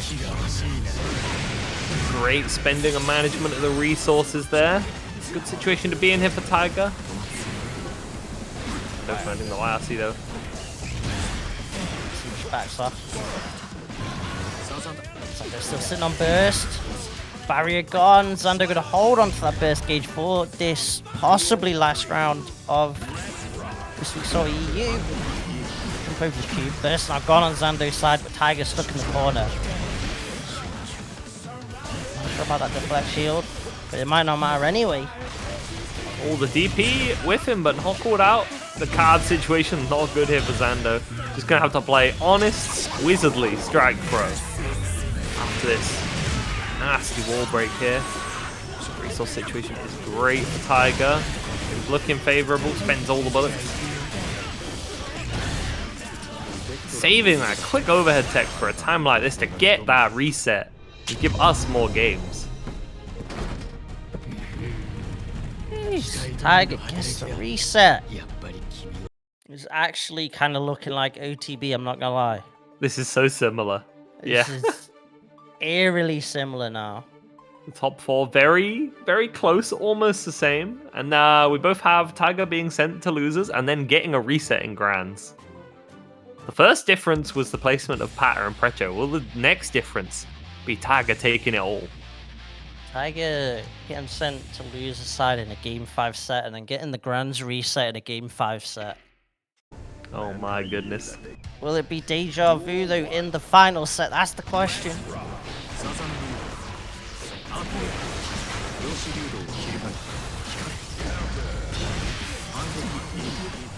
There's gone.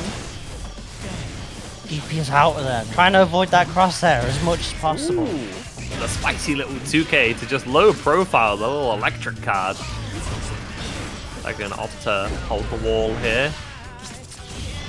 Now spending it with 100. Amazing situation to be in. Full burst, 50 tension, all the bullets, almost all the concentration. World's your oyster at that point. That barrier is so low next to it, it's just lethal.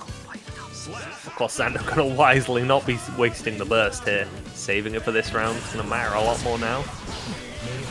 Starting hand. Blocks a gold burst. Gets a punish from it. Looks like a good choice of a hand there with a hard knockdown. They can get the game plan rolling. So much meter.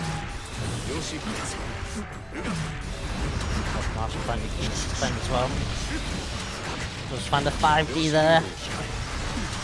Knockdown setup. 5D once more. It's not quite going to be enough though. Tiger a small lifeline. Flash, but the 2P.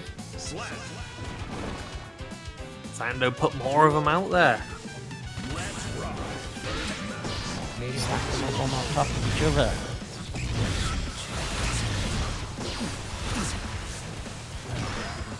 Oh, tech on the air grab by Tiger there. And they're going to be pressing on landing though.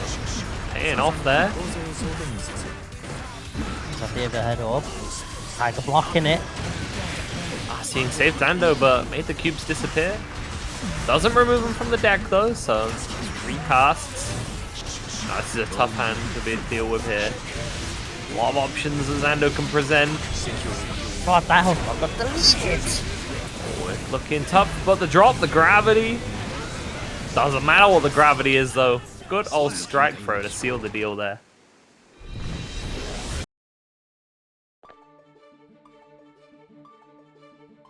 Zando, 1-0 up here in the reset. Chat, 10 codes left. Make sure you're claiming them up. There's still time, everyone. Come on, come on.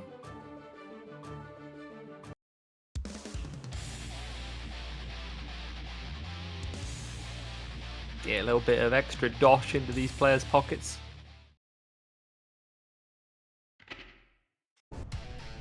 Duel 1. Let's rock.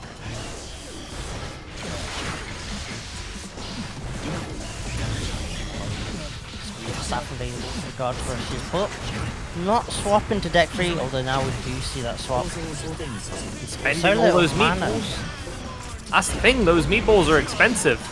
Yeah.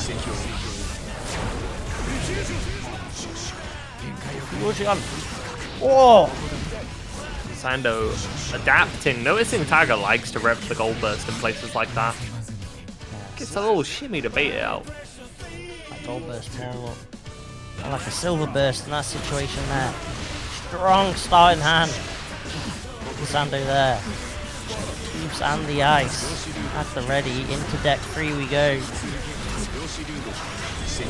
And that's always the concerning thing if you find yourself on offense against Asuka when he does have that DP. The fear is always that he's going to use it, but he ends up getting so much power from just having it and not using it. And then you're always thinking about it. He gets that extra mental stack. Having 50 here, Tag's got to be careful. The big old cube super could really come at any point. As could that YRC as we see it. Nice A.B.A to stay in range to get the 2S counter hit here.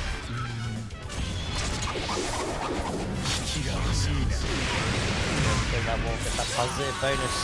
Give himself a chance. Stealing away this round. Mana situation is quite healthy though.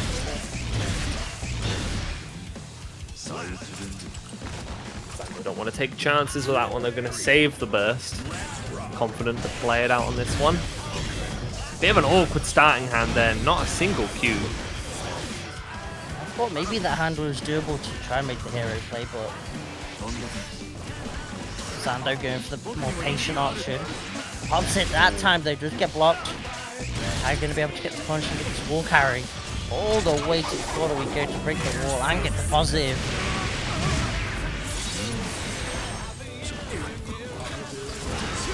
Still stuck with a mostly deck 1 hand, even though we are in deck 3, and that barrier is about to get depleted. It will do on this wall break. Full burst though. Interested to see, maybe Zando goes for the gold burst. Does. Gets it baited, but that gold burst is so hard to punish, being only -2. Gold burst sees the opportunity to close it out, and does so with the 5D. Tiger! Tying it up in the reset, 1 apiece now. Looking Tiger. likely to go all the way. I think it did in all of these, right? 3-2, 3-2, and 3-2. Potentially. The reset was 3-1 to Zando. 3-1. So Tiger just needs 1 more game.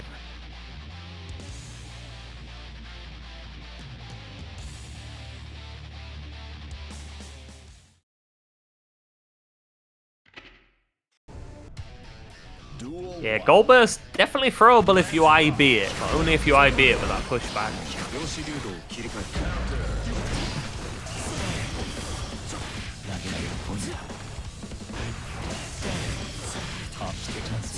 Yeah, I think if you're IBing someone's gold burst on their wake up, then you're just the god of the game.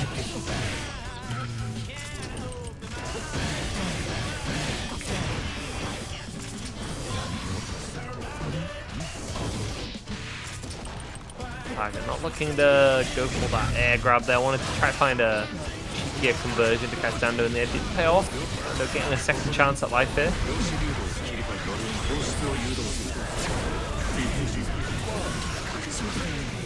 PataChu, the barrier. It doesn't matter when Tiger can just sneak in the 2S instead. Barrier not low enough. Blocking the overheads is the cards.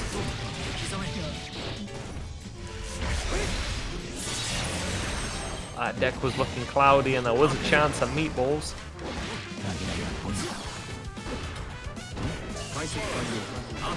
I got changing the offense up a little bit here. Running something a little different to try keep Zando on his feet. Burst definitely not going to be spent here. He's found the bonus challenge though. Now the barrier's gone. Big Q paying off for Tiger instead of Zando. Finds the burst. Oh. Not just taking the burst on a potential death round, but taking the burst and the victory. Tiger in a great position here. Revenge for OTB looking ever more likely.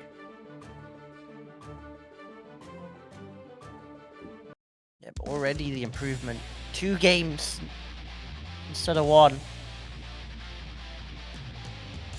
Can he get that dub? Duel 1. Let's rock. Just needs 1 more game. Just win this week, Salty. A gold burst once again. Those have been paying dividends. It's nice to time gold burst as well, because the hand is so awkward on Zando's side. Ideal here, and the mana's gone. Concentration's good. These bullets are gonna hurt, because that was quick in the combo. Situation holding strong for now. Some tension available. Red risk. Oh, but Zando gets the throw. The patience immaculate. And just as we thought it was over, a great position for Zando to potentially turn the tides of battle.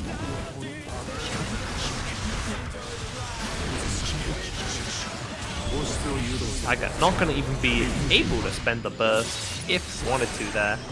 Zando bringing that back around from the brink. The Tiger's sitting on so much tension that there was definitely a risk of going for the hero burst. It was such a huge number advantage, so Zando stopping that from happening. Oh. Who's deleted, getting shot up. Empty hand! Need some card drawing in that deck, for real. Gotta fight back, starting to now draw those cards. With tension available as well, could see a particle stick, could see a bookmark maybe. And now just using the big cube as a sort of barrier. 6H blocked. Hiding the animation behind the cube. Cheeky stuff. Like we thought, this is gonna be going all the way into the reset. 2-2. This is truly the last game. This is it. And for that last game, chat, remember the codes, Match Arena. 9 of them left. Only 9. There's still time.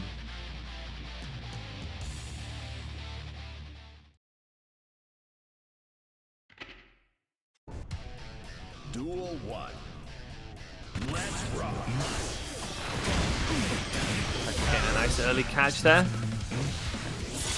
The rocks. Good usage of the Wild Assault there to make that combo harder to burst. And they're going to be spending that, speaking of. The situation's great here, the positive bonus. Going to be looping it again. Oh. Breaking on the wall break. Makes the next hit so scary for Zando. Could just get chipped away here. 5D does connect.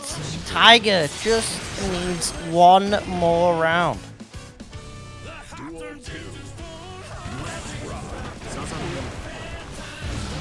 One more round. Or a double Luigi incoming. Oh my word. Plenty of cubes to toss Tiger's way here. Tiger is not going to be bursting that. Sees that hand and thinks, I'm not going to chance it. Blocks that tap dust though. There it is, double Luigi is real.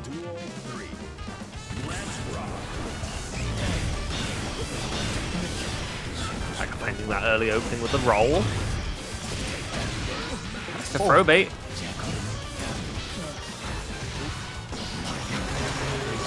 Back that gold burst.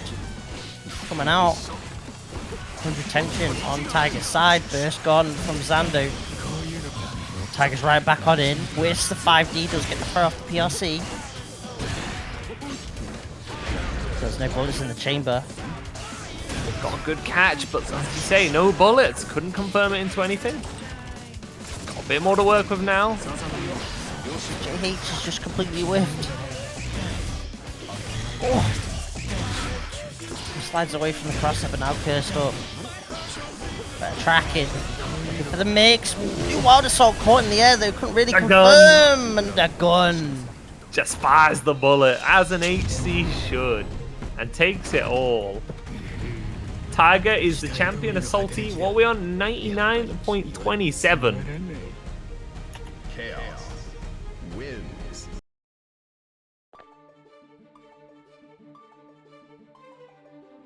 With that, chat, make sure to claim those codes. Any code you do claim, most of that's gonna be going to Tiger's pocket. Maybe get him a nice snack on the train to wake up, potentially. Yeah. Little snack fund. Little snack fund on the train to Stoke. Of course, for the UK people. Or maybe even people that are looking to maybe go to the UK this weekend. Feel free to turn up to Wake Up on Trent. And of course, we got Mix Up the week after, which is a gold event. So plenty of offline EU action. And of course, you know Salty's going to be here on the Mondays for Strive. So make sure you're following the channel for that.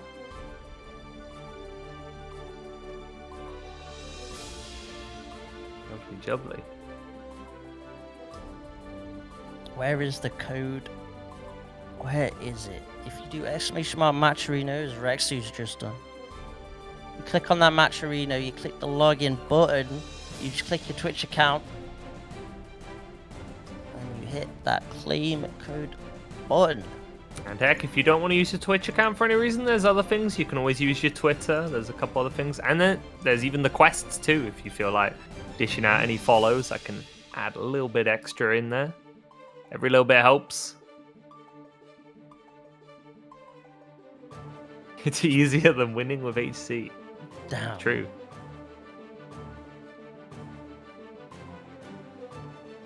Found it, love to see it. Hey. Fantastic. People claiming up those codes. 5 left. Let's get them all sorted. Get that nice payout going. It's so easy. It's so easy.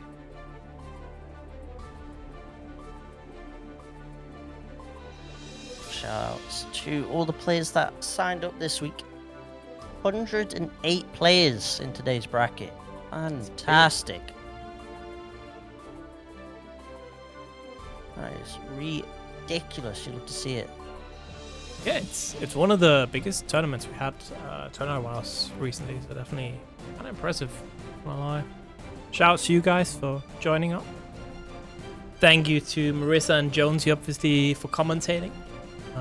First off, Jonesy, if you want to see more of you, where can we do it? For me, that would be where can I avoid you?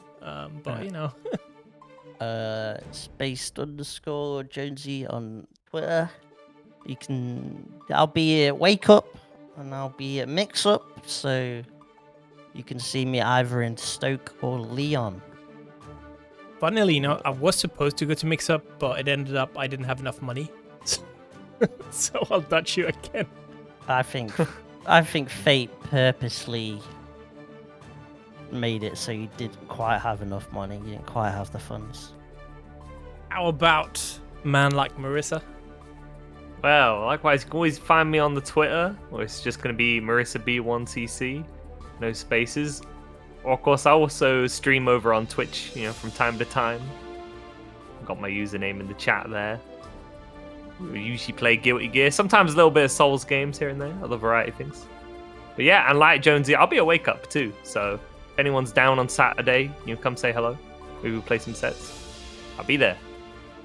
Oh.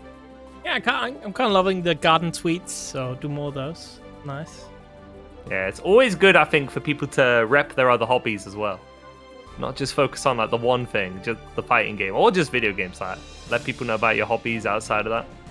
If anyone else ever wants to get into it, like fresh food, you gotta try it to believe how much better it is. So, I think we're gonna go to tonight to a Tekken fella. Streaming out this. See, that's a nice program I use. Go. 5 codes left. Yeah, come on, chat.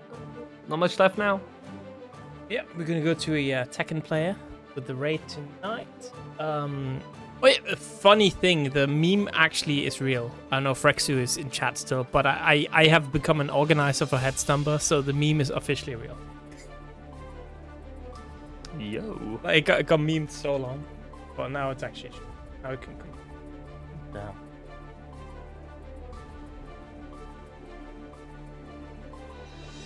Yeah, we're gonna go to Kuni. Place Min Yoshimitsu that you'd want to check out.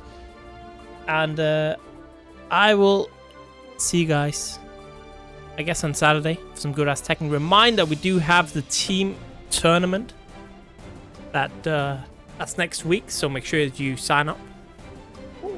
I'll post some stuff on Twitter as well about it, so make sure you follow the SaltyEU Twitter, and of course make sure you check out our YouTube if you are interested in any of our tournament VODs, stuff like that, because you can find pretty much everything in there, time-stamped, ready to go. It's great.